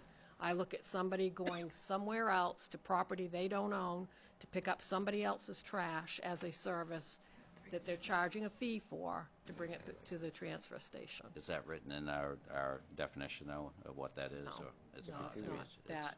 But that's typically what a commercial hauler is. Commercial hauler. That was just my concern It's a last time. commercial hauler. Right. I'd like to go with that next, is the fact that you got somebody that's doing a Divide that into 52. clean out. 38. Somebody's estate, somebody's moving, or that types of things. You can hire a handyman, and they would actually be not qualified as a commercial hauler. So They would have to pay that. But it's not on a reoccurring basis. I mean, that's like a one-time deal. That's not on the definition, though. They wouldn't get elevated to that $1,000 status from No. what a commercial hauler, because there's only 3 that are actually designated or actively Right. working in our community. Let's say that. It's a slippery slope with that. I'm going to ask the question: how did we arrive at $1,000? The commercial fee. Easy. That was Randy. All right, you want to get up now? I'm just going to explain. Randy Sear, Public Works Director. At one of our last meetings, I think it was one that you probably didn't attend. That was the one I didn't make. Yeah. We had thrown around different numbers, coming up to the numbers that we have currently out front of us. I started off a lot higher than Yeah, we were. I remember them numbers. Yeah, and, you know, 10 and then we or something. whittled it down to 1,000 for residential haulers and 1,500 for non-resident. I started off at 5 and 10, I think. yeah, it's a lot higher than that. So, But I mean, and I understand there was probably a method to the madness as to why you started where you landed and then where it landed at that point. Right. I'm just trying to understand. Number of households. That's the number of households served. I want the math for the camera. That's exactly what we're trying to see if we can figure out how we got here. So it wasn't just a let's put a number in a hat and pull it out. You know, there was some thought in the process on how we got to these fees. And taking into account that there are folks that are doing this for a living, and we are trying to be mindful of that when we make these decisions. And, you know, and just for the camera and for the public's sake, I'm not trying to put anybody out of business. I'm just trying to remedy the problem we have with the cost of trash and the cost of recycles. You know, stuff we used to get paid for is now almost costing us money to get rid of. Just things have changed. Right. As you said, you know, we're looking at different areas on where we can save money. This is one thing that, you know, I think Mr. Plummer hit it right on the head. Diane and I have talked about it in great lengths about charging per bag. Yeah. And I think he hit it right on the head where everybody's going to be paying for the same no matter what. And if it's not a pink bag, like he said, then you're not going to dump it. He's not going to pick it up. So there's no issues. Right. And all the money's coming to the town that's helping us do, you know, the recycling, or, you know, paying for my help, paying for the truck to truck it, paying for the fuel, paying for the lights and everything else. So the electricity, and like you said, it's very dysfunctional up there. We're trying to get a handle on it. And my thing is, you know, until we can implement that paper bag or some other way of regulating what goes on up there, you know, this is the reason for the rate hike. One of the key things that I thought Mr. Plummer brought to it, everything from paper bag, one of the things that was actually a pain from the logistics side is where you're going to purchase. Actually having them available at the town or through the haulers, I thought that was a key piece that would actually help get past that hurdle. I think if you don't mind, I think once it gets implemented, you can buy them at the transfer station as you get rid of your bags. If you've gone through 10, you can buy 10 more. You know, as you're getting rid of them, you need to replace 4, well, you buy 4 more. And then you're good for the next 2-3 weeks or whatever you're accustomed to hauling. And it just becomes routine after that. It's just initially implementing it. Diane's done it before in a different town. I think, you know, she's got the expertise on, you know, how we can implement it. I think that's, you know, like Mr. Plummer said, is a good way to go about it. I mean, it's treating everybody fairly because, like he said, he can pick up 15 bags from one place, but only 1 bag from another, you know, so being fair is fair, I guess. No, they charge by the bag, too, themselves. They don't charge by just picking up. Right. We'll charge you $5 to pick up today. We charge you... Right. No, they don't. They don't? No, just, I mean, Plumber doesn't. Plumber just charges a flat fee per month regardless of what you have. So. But I don't want to get off course. I just wanted to step up and say, you know, an answer to your question on how we come up with a fee. I appreciate you doing that because I think it just goes to the process of how we arrive where it's not just arbitrary. Yep. It's fine. And like, as far as the tonnage, like Mr. Plummer said, we were just kind of guesstimating. Again, it was something that we were just, you know, spearheading at the time, trying to guesstimate on what they have for tonnage because of what's in the trailer for tonnage. We kind of, Marcel and I just tried to throw some numbers around to see where we're at. So if those numbers are wrong, I apologize. But again, we're just trying to guesstimate on, without putting them on a scale and putting them under our thumb to see what was going on. Yeah. Trying to estimate how much trash they're actually generating. And at the time, we were just asking you for ideas. It wasn't something that come a definitive, you know, factual type of, you know, process at that time. Right. You know, again, as we go to vote, I mean, one of the things that, you know, we already get a motion in a second. I mean, the biggest thing I have a concern about is even myself or and my other people that, you know, regardless if you pay $1,000 a year for taxes or $30,000 or $50,000 a year for taxes, the idea I assume that, you know, I mean, a lot of people look at it as much as I do, maybe they don't, is, you know, our tax dollars are what's running the transfer station. So the idea of actually charging me more at the other end because I got to actually get charged more by the person that's actually offering me a service actually just doesn't seem correct. Because if the person, I think we really need to figure out is the bag thing is absolutely right. I totally agree with that. But if we're then we got to try to figure out how we're actually funding this transfer station. If we're trying to fund it through stickers, then I mean stickers need to be a lot more than what they are. You Right. mean? But if we're not, if the stickers are basically just identifying cars, and then we got to actually recoup the cost of what it costs us to put those stickers out there. That's one thing. But to me, it's not a balanced equation on how we're actually going about it. And again, it's just the way it is. But we'll move on. One of the things that I like the soundbite that you actually mentioned, and it has a question for Diane. Year 2 on this, or anything for the year that you implemented elsewhere, that revenue that you generated from the bag system, that had to go back to operations to reduce what was actually being raised from taxation. So to your point, it would be a shift, but you wouldn't be taking people on both ends. No, I mean then it wouldn't be. As that of would right, would be where I would live. Yeah, but as of right now, it actually will be. I mean, there's no way that anybody that's actually running a business now can actually increase. Because they would look at that. They could actually move the fees somewhere else, and this to the consumer. I mean, so again, it's just one of those things. It's different principles on how you actually look and how it's run, and how you collect funds to actually operate a system. That's all. But. No, I agree. No, it was where I was living is the fact that, anything that's raised from revenue, we want to offset the tax piece because that was the intent here.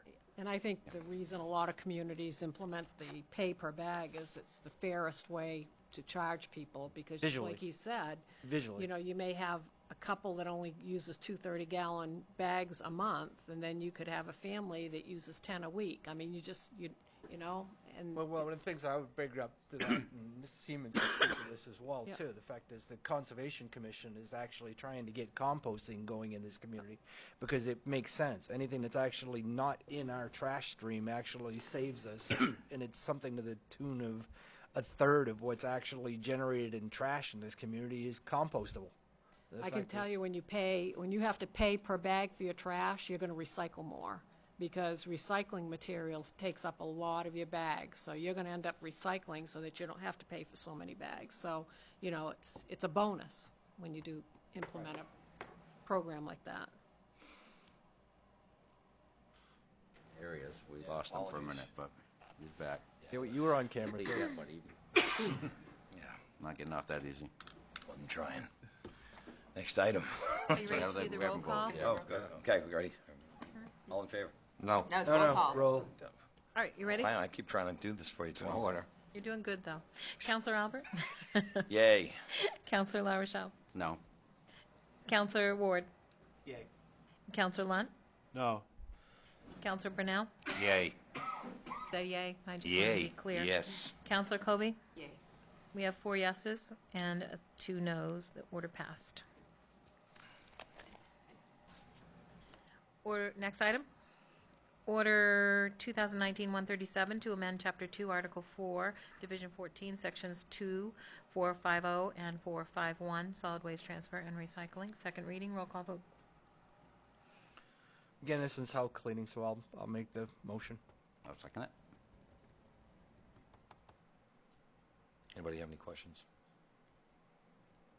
Ready for a roll call vote? Counselor Colby? Yay. Counselor Brunel?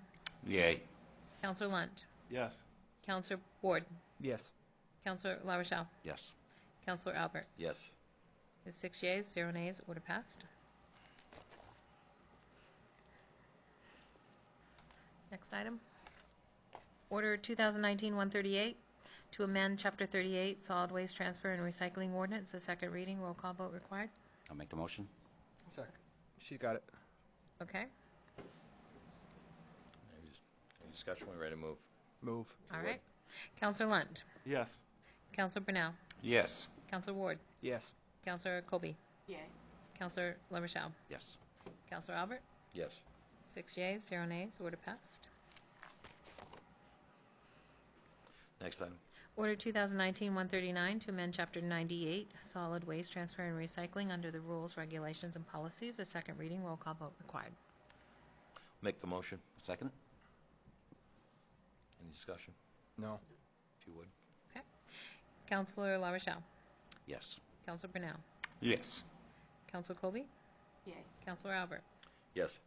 Councilor Ward? Yes. And Councilor Lund? Yes. 6 yeas, 0 nays, order passed.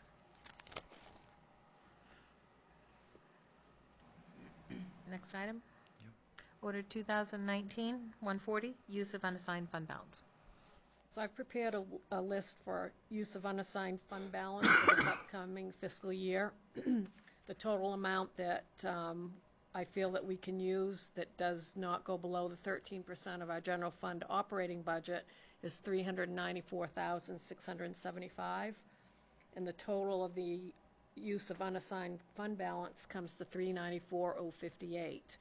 Which includes the town clerk records restoration of $10,000, town buildings and pole roof over the entrance. I increased that to the bid amount that Dennis just got to $31,700. Police department cruiser $22,000, and that will be the final year we use fund balance for that. And then the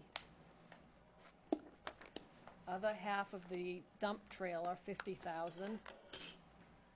Public Works wheeler, truck dump, body and snow attachments, I increased that from $220,000 to $220,358. The Recreation Department truck for $20,000, and the skid steer for $50,000, and then the trash trailer for 50% of the cost for $50,000. So I did have some discussions about funding the additional for the dump body out of this current year budget for Public Works, but I'm not sure what the actual balance is going to be. I'm quite sure we'll have it. And also to free up some more money under the town buildings to fund the that's on another one, to fund the repairs to the salt shed, to the salt sand shed, the roof, and I think that was what, $37,000, Dennis, approximately? 37.4. Yeah, so when we get to that, what I'd like to do is fund that through the Public Works budget as long as we have enough money. So my recommendation is to fund what I've requested here, and if I can reduce any of those and pay it out of the Public Works budget, when I know what our final expenses are, then I will do that, and then you can just redesignate the fund balance. Make a motion for discussion. Second. And again, a lot of this was discussed during the budget season, which is fully understandable. I mean, the only thing that I caution the town about is when I had first come on council quite some time ago, we were critiqued very heavily from auditors that we had actually used 5 years of $500,000 in that range to actually offset our budget with our undesignated funds. Then we got into a lean point where we really were down minimum on undesignated funds, so it was actually was trying. So we kind of got critiqued. So as much as, I mean, it does make sense the way we're doing a lot of things on this to try to actually pay for it up front and not actually raise taxes for it. We actually got due diligence moving forward in years to try to keep what we pull out of the undesignated fund to a minimum so we can actually build up a reserve. So if we do have some lean time, we will actually be better suited. Again, it's a different economy right now. Things are good. Things are coming in. So it actually doesn't hurt so bad to take money out of your bank account to pay for stuff. But when things get lean, it's actually nice to have a bank account there. And again, that's just my own. One of the things that comes to mind when we originally crafted the fund balance policy sets thresholds between 8 and 12, is it? If I remember correctly. 12 and 17, I think. Yeah, and the reason those thresholds are there is because the outside auditors actually recommend that we stay within that. And so that is one thing. We wouldn't be having this discussion because we go below it, because we don't have another way to look at it is X amount of reserves to pay if something were to catastrophic happen. They look at it in terms of months or weeks or those kinds of things. I think this is a fair balance to be able to do it, to not get in a situation that you lived through associated with the years where you're cutting everything because it needs to balance the budget in a lean recession kind of economy.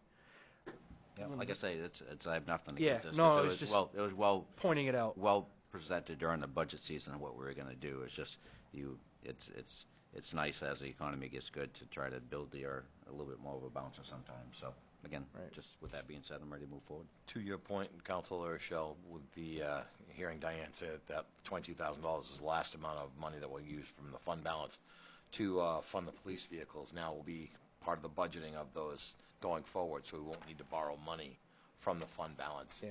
They're on a schedule and a cycle that actually makes sense for replacement of vehicles. So that's just one area we can go back to being smart, so we can have that money to build up in the fund balance. And it's a perfect example. And the fact is, it's $4,800 a year per cruiser during the lease that we actually are saving by putting it into the budget rather than financing it over the 3-year lease. You know, so looking at where we want to be now, having a plan to be able to help that in the future. And it took 3 years for us to get here, if my memory serves me correctly. It certainly did. This is the 3rd year of that, so that hard work and determination paid off to get us to where we are. I just want to revisit one piece to make sure that I'm understanding it correctly. I know when we went through the budget workshops, we talked about that 37 and some change going on to the new budget for the new year. What you're saying is that the hope is you'll be able to pull that back and do it off of this year, but you won't have the final numbers to support Right. that yet. Right. So just That's going to be in a different vote. That's Right. got nothing to do with this, but the. devil's advocate, what if you Yeah. come up short? Well, we still have Oh, money. We're good. just, we still have You'll that have funds. You 70,000 might in not have the reserve, full. but it's just. Well, that's what that's Worst case scenario, you get because better I know than you what got we're now. doing here is we're trying to play the shell game so we have the money available for the loader. Am I missing that? Let me be blunt. One of the things that I was looking at was the cost of the wheeler is actually 10 grand over what we originally allocated for this. I know you guys saw my communication on this. Randy's addressed my concerns that I asked of that. What I was living with in that would be to say, okay, is it possible to actually use 10 grand from this year's operating budget to be able to keep to the spirit of the 210 that we allocated for that? You're doing something much more aggressive by actually going after a larger figure, which is Dennis's for the buildings. You know, so it meets what I'm looking for is that we're not just arbitrarily charging something to the fund balance, but looking at what we're going to get for the value for it. Right. That was where I was living. Make sure your pocket's empty before you move forward, right? Exactly right. Let's empty the cans, people. Anybody got anything else? And what that will happen, if I have the funds, it will be brought forward as a carry forward to you on July 16th. Right on. It'll be designated for those two purposes. I think we're ready. Just want to do a vote, or do you want a roll call vote? I don't think No, let's have a regular vote. Yeah. Yes, a regular vote. A regular roll call vote? No, just Let's do a roll call. We've been doing them all night. Let's do one more. Come on. Gotta love them waters. Confused, okay. Keep them rolling. Counselor Colby? Yes. Counselor Brunel? Yes. Counselor Lunt? Yes. Counselor Ward? Yes. Counselor LaRochelle? Yes. And Counselor Albert? Yes. 6 yeas, 0 nays, order passed. Okay.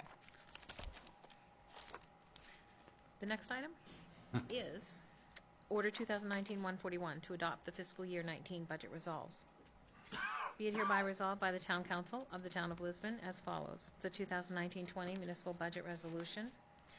Be it ordered that the municipal budget for the Town of Lisbon for the fiscal year commencing July 1, 2019 and ending on June 30th, 2020, being hereby is adopted with a total expenditure of $9,969,561, balanced with a total of revenues $3,595,181 in estimated revenue. A summary of appropriations is attached to this resolution as Exhibit A. A summary of estimated revenues is also attached to this resolution as Exhibit B. Be it further ordered that the assessor of the Town of Lisbon be and hereby is directed to assess a tax upon all real estate in Lisbon and liable to be taxed therein, and to assess the owner of personal real estate liable to be taxed therein on the first day of April 2019, and in accordance with the provisions of the state of Maine in such cases made and provided, make perfect lists under her hand of such assessments and commit the same to the collector of taxes of the Town of Lisbon on or before the first day of July 2019. All taxes assessed as above and committed to the collector shall be due on July 1, 2019. That having set the date on which the first installment of taxes shall become due, to wit, July 1, 2019, and in taxes remaining unpaid after September 16, 2019 shall bear interest from September 17, 2019 at a rate of 9% per annum. Said interest to be added to and become part of said taxes. That having set the date on which the second installment of taxes shall become due, to wit, July 1, 2019, any taxes remaining unpaid after March 16, 2020 shall bear interest from March 17, 2020 at a rate of 9% per annum. Said interest to be added to and become a part of said taxes, and to fix the rate of interest paid for overpayments at 3% annum. Be it further ordered, we, the municipal officers of the town of Lisbon, Maine, upon request of Diane Barnes, tax collector treasurer of said town, hereby authorize and direct said tax collector and treasurer pursuant to Title 36, Maine Revised Statutes Annotated Section 906, to apply any tax payment received from an individual as payment for any property tax against outstanding or delinquent taxes due on said property in chronological order, beginning with the oldest unpaid tax bill. However, no such payment may be applied to any tax for which an abatement, application, or appeal is pending unless approved in writing by the taxpayer. Be it ordered that the tax collector be and hereby is authorized to accept money prior to the date of the 2020 tax commitment in prepayment of taxes at 0% interest, and to issue receipt for the same.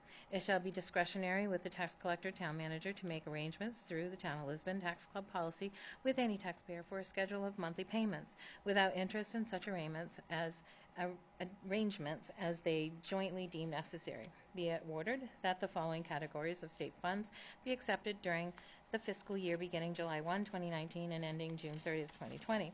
The municipal revenue sharing, the local road assistance, the state aid to education, including federal pass-through funds and property tax relief, snowmobile reimbursement money, tree growth reimbursement, general assistance reimbursement, the BETE exemption reimbursement, the homestead exemption reimbursement, the state grant and or other funds.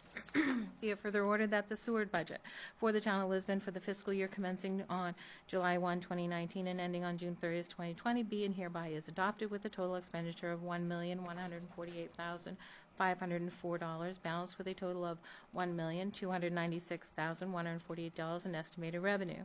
A summary of appropriations and estimated revenue is attached to this resolution as Exhibit A. Pursuant to Title 30A, MRSA, Section 3406, and the Town of Lisbon Sewage Ordinance, the Town Council hereby adopts the following rates for this town sewage works. $7.12 per 100 cubic foot, domestic sewer rate. $2.50 per 100 cubic foot for main electronics. 12 cents per gallon for septic disposal. 6 cents per gallon holding tank waste disposal. The Treasurer of the Town of Lisbon is hereby directed to assess sewer service charges on a quarterly basis as determined by the water meter readings. All sewer service charges remaining unpaid after the date which they are due shall bear interest at a rate of 9% per annum. Said interest to be added to and become a part of said sewer service charges. Be it ordered that the tax club policy, which was adopted in November of 2014, is approved as presented. Be it ordered that the capital improvement plan for the Town of Lisbon for the fiscal year commencing on July 1, 2019 and ending on June 30th, 2020 be and hereby is adopted as presented and attached to this resolution as Exhibit C. You good? I'll make that motion. I'm second it. Breathe. So, how would you like to vote for this? By roll call or Yeah, by? might as well. All right. So, Councilor Albert Yes. and Councilor Lauertel? Yes. Councilor Ward? Yes. Councilor Lunt? Yes. Councilor Brunel? Yes. And Councilor Colby? Yes. 6 yeas, 0 nays, and the order and budget passes. Next item. Next item is Order 2019-142, the Public Works Wheeler Truck Bid Award. A long time no see, Randy. Hey, how you doing? Again, Randy Sear, Public Works Director. And we had sent out for bid for a new wheeler, complete with stainless steel dump body and plow gear. The bids came in, as you can read. O'Connor's came in at $130,056.29. Portland Truck, which is international, $118,605. Freightliner, $123,184. Peterbilt did not submit a bid. And we also had the upfitting, which HP Fairfield, $97,100. 174. Viking at $96,263. Based on the availability and when I can get the truck delivered and how the truck was built, I went with Freightliner. A few issues I had, I answered Alan on an email and emailed everybody.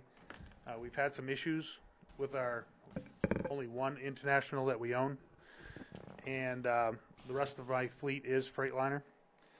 Freightliner gave me a delivery date of second week of September. If we sign with HP Fairfield, it takes 120 days to get the equipment. It takes 60 days to install it, so we could be seeing the truck mid-February, all done. My name is, when I started shopping trucks around, the thing is to put your name on a truck. So I put the town of Lisbon's name on a bunch of trucks, the slots they call them. This truck could be painted the color I want it, as long as they know by the first or second week of July, because it goes into production, I believe, either I want to say the later part of July to the first week of August, and which gives me a delivery date here, second week of September. So based on availability, Freightliner was basically it's a proven truck. We've got 3 right now. We've had very little issues, if any, other than just normal wear and tear. That was how I come up with the my decision to take and have HP Fairfield do the upfit. It's only $800 more, and have Freightliner of Maine, Freightliner win the bid for the dump truck itself, the cabin chassis. Yep. Want me to make a motion for discussion? I'll make a motion. And I'll second the motion with the idea of approving it for Freightliner of Maine for $123,184, and a plow and dump equipment for HP Fairfield for $97,174, with a total grand figure of $220,358. Thank you. Question, Mr. Yeah, go ahead. What assurances of HP Fairfield actually for delivering for the February timeframe? I know the other one said spring, so it's our best option, but if we're getting the truck in September, what's the delay between September and February from their perspective, and is there anything we can do? Well, the only thing we have to do is if I was to have the award today, and I was able to give them permission tomorrow, they would put us on the build list, that would get our equipment, which they have to order, which is the stainless body and the plows and everything else, because they order that out. Yep. So, and it takes 120 days from the time you order to the time they receive it. They might get it in 90, but they give it 120. So I could actually get the plow gear if they get it into their facility in Skowhegan, and they're also getting another facility in New Hampshire, which is probably where my truck's going to go, according to Steve, the salesman. But then it's 60 days from there, they'll have it all done. So it's just a matter of when we order, because as you guys all know, I asked you guys for approval to get first on the list. Most municipalities are not getting their funding till July 1st, and basically we are going to be first on the list. I mean, everybody's got their names on trucks. It's just when they can, send them the PO to get it going. I think, like he said, we did the right thing by getting started early. Yeah, to Randy's point, Lewis and Spid's a month behind. I pushed out hours last week, I believe it was. So the fact that you can look at that and they're not going to even receive it for this coming winter. Point that I was trying to get to is the fact that that's our best option. If you don't get that plow gear till February, what's the utilization of that truck without the plow? Oh, you can't do anything with the truck. Because they're going to have the truck. Yeah. Big cabin chassis, pretty much. We'll have a cabin chassis in the garage. Right. But I mean, may I, Chair? To Randy's point, I mean, if tomorrow they actually go ahead and they can place the order and you're ahead of the curve, We've done everything we could. The 120 days may be shortened up a little bit, and if the That's equipment exactly actually is, if the equipment's sitting there waiting before the truck gets there, then it would be 60 days from the delivery of the truck, which you're better off being that way versus the idea of waiting, having a truck waiting and not having equipment, so. Because as it is now, like I said, by me starting to get the ball rolling early, they've put my name on a truck because we bought 3 trucks from them before. So by doing that, I've already absorbed one of the, I think it's 12 or 15 trucks that were going to be allotted to Freightliner. And so my name's on one. And all I have to do is just, let them know it's a go. And then that truck that's on, my name is on, is going to be already scheduled to be in production. I believe July 19th, I believe, is the date. And then we get that in September. Yep. So worst case scenario is more February. It may actually happen sooner. It may happen sooner. The worst case scenario is February. Yep. Last year didn't work. No, it really didn't. And unfortunately, for anybody, the Yeah. Freightliner, Viking, it didn't matter. It just did not work that way. The parts didn't exist. Yep. And we live in a world that you never know what tomorrow's going to bring. So the best thing we can do is try to move as quickly as we can and see it all work out. Just for the record, could you add from unassigned fund balance? That's how we're going to fund it. From the unassigned fund balance. I wasn't sure if that was the whole figure, if that was just a portion of it, but it is all from the unassigned at this point. Except for that 10,000. Just for the record, we'll put it that way, and then I will subtract out that 10,000. So the 220, 358 to be funded from the unassigned fund balance. Think we're good? Nobody else, anything else? All in favor? Man did what we asked him to do. Yep. Thank you, sir. Thank you. Thank you, Randy. Next item. Order 2019-143, the town building project bid award. I think you're up, Dennis. If you want to.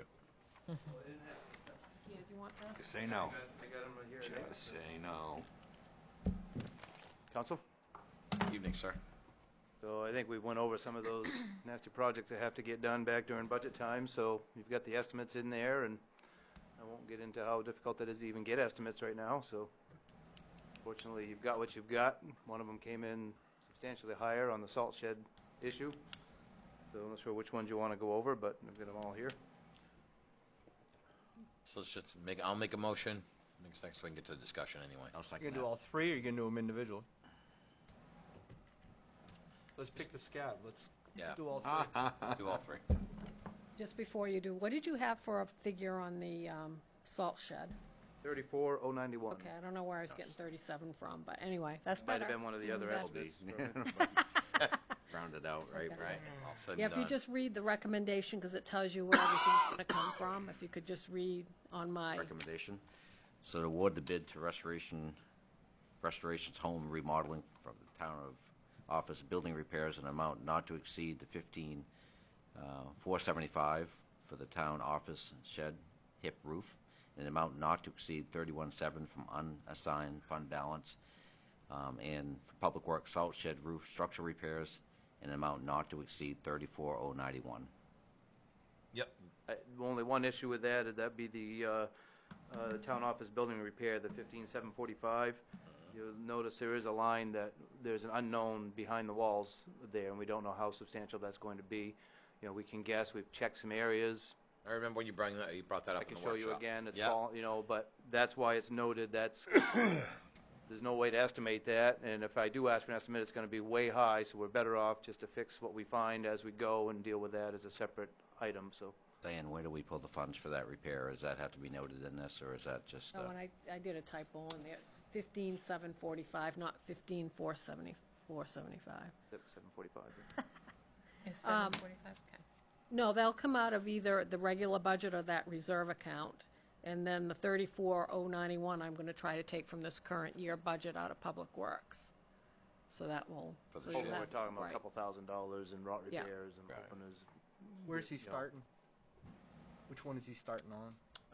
They actually want to bring if they get awarded the job, they can bring the lift right in and they want to get all the trim work and the place all cleaned up. I'd like to have that done, looking good before Moxie Festival, essentially. Once that gets done, then they'll start on the roof itself. Yeah. So. Okay. And then I haven't talked to Randy yet to coordinate the salt shed roof, but I'll coordinate with him and fit that into the schedule before winter. The basket of goods that you gave us for the shopping list of building projects, anything on here that makes that rest of that list unachievable yet? No, actually, I think we've hit most all of them. I have, looking for Want the pricing? list? yeah, we're down to a couple small items. We got a couple small roof leaks at Public Works, nothing substantial. Looking at a rubber roof on the fire department, but that's a topic down the road. So some things like that. But actually, our building maintenance stuff is going to be with these three major projects.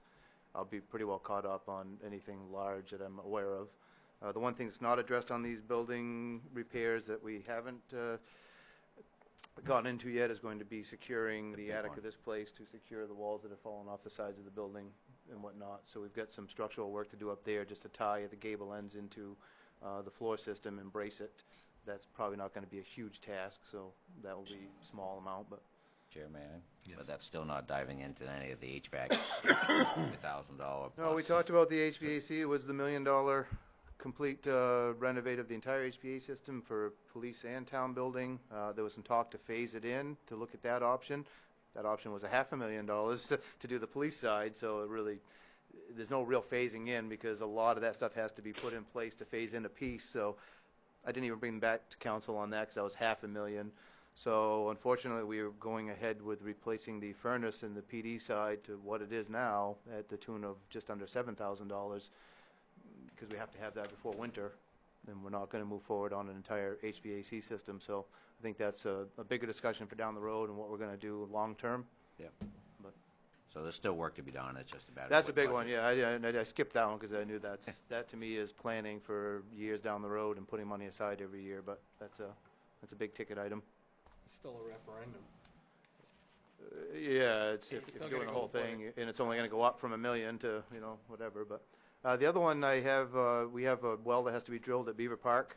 This winter they ran into an emergency over there. The well was inspected. It's an old dug well. It's all caving in. They got the new pump and stuff installed and ran it over the ground through this winter to get them by. So we got to get a well drilled. I had a heart attack. I've drilled thousands of wells in my day from building homes forever, and I had a contract for a set price, unless you had to hydrofrac, and that was around $3,500. Yeah, well, our estimates are coming in for wells between $10,000 and $11,000 to drill a well right now. So that one was a shocker. We do have a lower estimate from affordable well drilling at $5,500, but it doesn't take into account all the casing that's needed out at Beaver Park. And to give the well companies credit, two of the other ones are very reputable well companies, and they have data for that area. They know what they're dealing with, and they've got 200 feet of casing, and that brings the numbers up quite a bit. So with that said, we have a whole new pump system that can be reused in the new drilled well. So the estimates I have for the wells don't include that credit back, but I know that credit will be coming back. They can reuse it. That was the idea. It's a brand new system, but that's probably going to shave off $1,500, $2,000. So I do have that one coming up. I think I talked to Diane, and I'm not sure. I'm ordering the well because essentially we have to get them water there pretty quick. But outside of that, my big stuff I think would be pretty well over. It's hard doing the salt shed. That's a lot of money on the salt shed, but what happens on that is we can't just put shingles on it because the rafters are all rotted. So the sheathing's rotted underneath the shingles, and then the walls supporting the rafters are rotted. So you pretty much have to go back to rebuild what will support the new roof system to keep that covered. So it ends up being a $34,000 job. So Band-Aid or. And it's still a Band-Aid. Yeah, until we're basically buying us time. Chair, do we need to reread the recommendation for the motion, or do you think it's corrected? Twyla, you all set with what Diane actually? The 15,745? Yeah, that's all set. I saw no objections, yeah. All right. And the typo has been corrected. Okay. So we're ready to move forward, I think. I think we're good. So if there's no other discussion, let's go ahead and all in favor. 6-0, order passed. Thank you, Dennis. Next item. Order 2019-144, the vacant council seat. So I think we've all read this from. It could stay vacant. Right. Yep. Yeah. I'll make the motion. I'll second it. All in favor? 6-0, order passed. Remains vacant until the next election. I don't think anyone wants to run for 2 months. So. Trust me, unless we tackle. I'm surprised people weren't running out of the building, because I was going to nominate somebody from the audience. That's why some of them people just left. Well, one was chief. Well, both were chiefs. They knew what was coming. For the town employees, they're very Next time. Other business, council committee reports. I think I'm first on that list, and I'm going to say I got nothing new to report for the school. Next. Planning board meeting is Thursday, I believe. So I will have more later. More on that later. All right. I think it's you next, Cassie, isn't it? Nope, No. Fern, Fern. LDC. I lied. Burn there. Yeah, we had the last meeting was just basically an overview of the projects that are actually going on and the ones that are wrapping up. And there will be another meeting in July, so it'll be posted. So if anybody has an interest on seeing what's happening and see what's new, will be a meeting in July. Will be posted. Perfect. Thank you. Now it's you, Cassie. Nope. No. Conversate. Conversate. Conservation. Now it's you, Alan. You really want me to go, do I? have that I do want you to go. Conservation Commission from Richard, Maine, is that the resident, they're working on volunteer nature walk at Beaver Park for the residents, working on arranging a public meeting for the residents on invasive species. He saw something from the education co-op today in our email. Parks Department is overseeing public spaces and upkeep team green spaces, and received partial composting grant from the state of Maine. They'll pay for the kiosk and concrete pads, signage, etc. The town will be responsible for contract for garbage to gardens, which is what the commission was currently working on. Anything in that I missed, Alan? That's Richard was pretty thorough. It's great to see him up and moving again. His energy level is huge. Stand back, right? Yeah, right on. Now it's you. Okay. Summer camp has started as of yesterday, and it's a pretty large turnout. Moxie is finalizing its events and details and whatnot because it's fast approaching, and that's about all I have. Thank you. County budget? I had the privilege of nominating myself and Mark again for another 3-year term. It's caucus last Wednesday night, so we should be seeing the ballot coming out probably for our next meeting shortly. Perfect. Thank you. Mark? Yes, thank you. The Thank you, summer Mark. reading program kicked off today, where they had a big show down at the MTM with the planetarium, and they had about I think it was around 100 kids signed up for that. So it's, it's not too late to get your kids signed up if you missed that, but you can still get in. So make sure to take advantage. Get down there. Excellent. That's all I have. That's awesome. And next up. Town manager's report. I was just going to report on the waste diversion grant, but Alan already did, so I'm good. All right. Next item. Department had written reports. Anybody have any question about those reports? Good reading. Next item. Is under appointments. Order 2019-145, the annual renewal and/or new appointments. Would you like me to read those real quick? Please. So, if the council would like, they could appoint the following board and committee members: Marie Hale to the Assessment Review Board for 3 years, Clyde Cavender, Assessment Review Board, 3 years, Miriam Morgan Alexander, the Board of Appeals for 3 years, Chris Houston to the Board of Appeals for 3 years, Chris Rugulis to the Board of Appeals for 3 years. He's on the planning board now. He had to resign. Oh, right? Yeah, I was yes. gonna say, yeah, they can play both Yeah. roles there. Yeah. Yeah. So we'll take Chris Houston off in the Board of Appeals. He's going on to the Planning Board. That's right. So Chris Hughes to the Board of Appeals for 3 years. Curtis Lunt to the Planning Board for 3 years. Donald Fellows for the Planning Board for 3 years. Chris Houston to the Planning Board as an alternate for the 3 years. David Mailhot for the Cemetery Committee for 3 years. Richard Main, Conservation Commission, 3-year appointment. Jesse Zack to the Ethics Panel for a 2-year appointment. Joe Jean Keller and Trudy Duvall, both to the Library Governing Board for 3 years. Heather Dooley and William Call to the Recreation Committee for a 3-year appointment, and to move Chris Cloutier from an alternate position to the Recreation's 3-year regular member. Do I make a motion for discussion? So you made the motion. I'll be the second. Any discussion on this? And pretty much all these were the chairs of the committees are actually part of the process, actually approved of the recommendations, or The chairs are notified when we send them out, yes.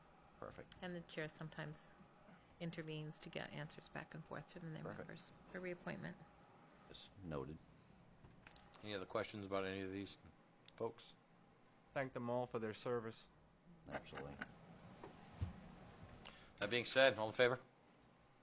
6-0. Order passed.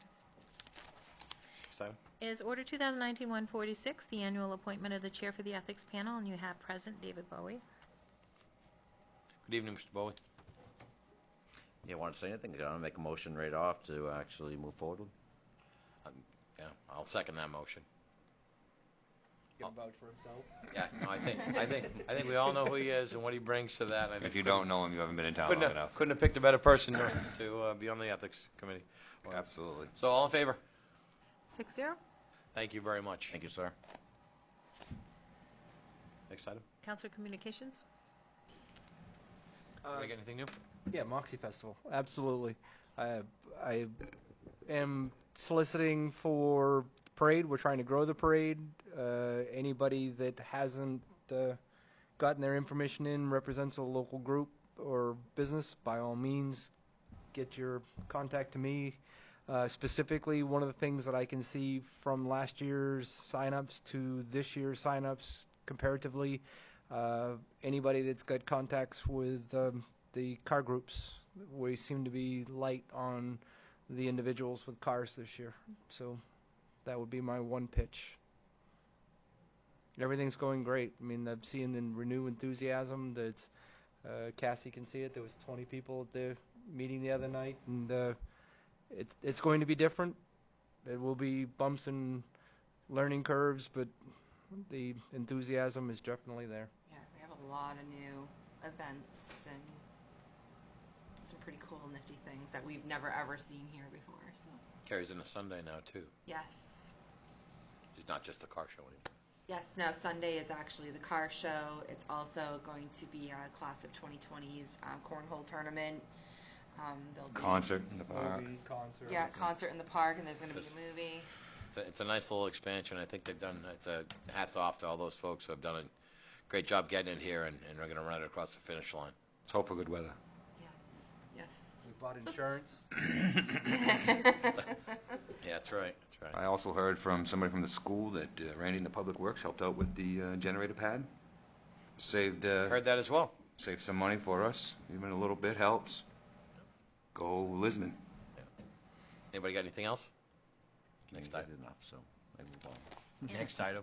Audience participation for new items.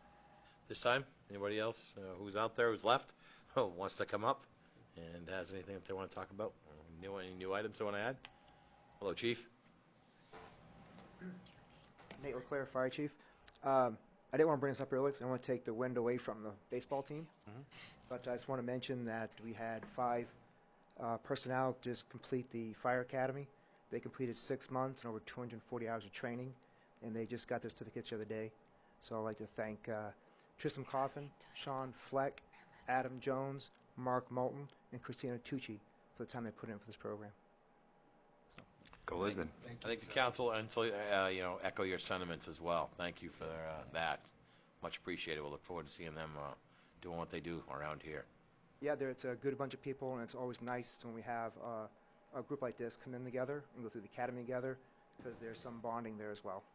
So Fresh faces. What we need. Watch out for that Sean Fleck kid. With that being said, Yeah. Tristram got the class valedictorian, and Sean Fleck, I don't remember the name of the award, but he received an award for his leadership and encouragement that he given to his fellow students. Doesn't surprise me one bit. He's a class A individual, so that's good to hear. Good stuff. Anybody else? Anything else? All right, next item. Under executive session, order 2019-147 and 148 to go into executive session per 1 MRSA section 405-6C, acquisition or disposition of real property or economic development, section 405-6A, under personnel matters. Will there be a vote? No. Yes. Yes, so there'll be a vote, so we'll be coming back out. So. Class dismissed. Yep. Thanks so for there's coming. a motion. I need a second. I'll make the second. Order passed. Okay, all in favor. 6-0. Good. There it is. Yep. I just already had Thanks for coming tonight. Yeah. Get home safe. Thanks all. So let me turn this off and then. I have to move. Let's go. Fuck out of that chair. Yeah, I'll take a look at it. Thank you. Is your office open?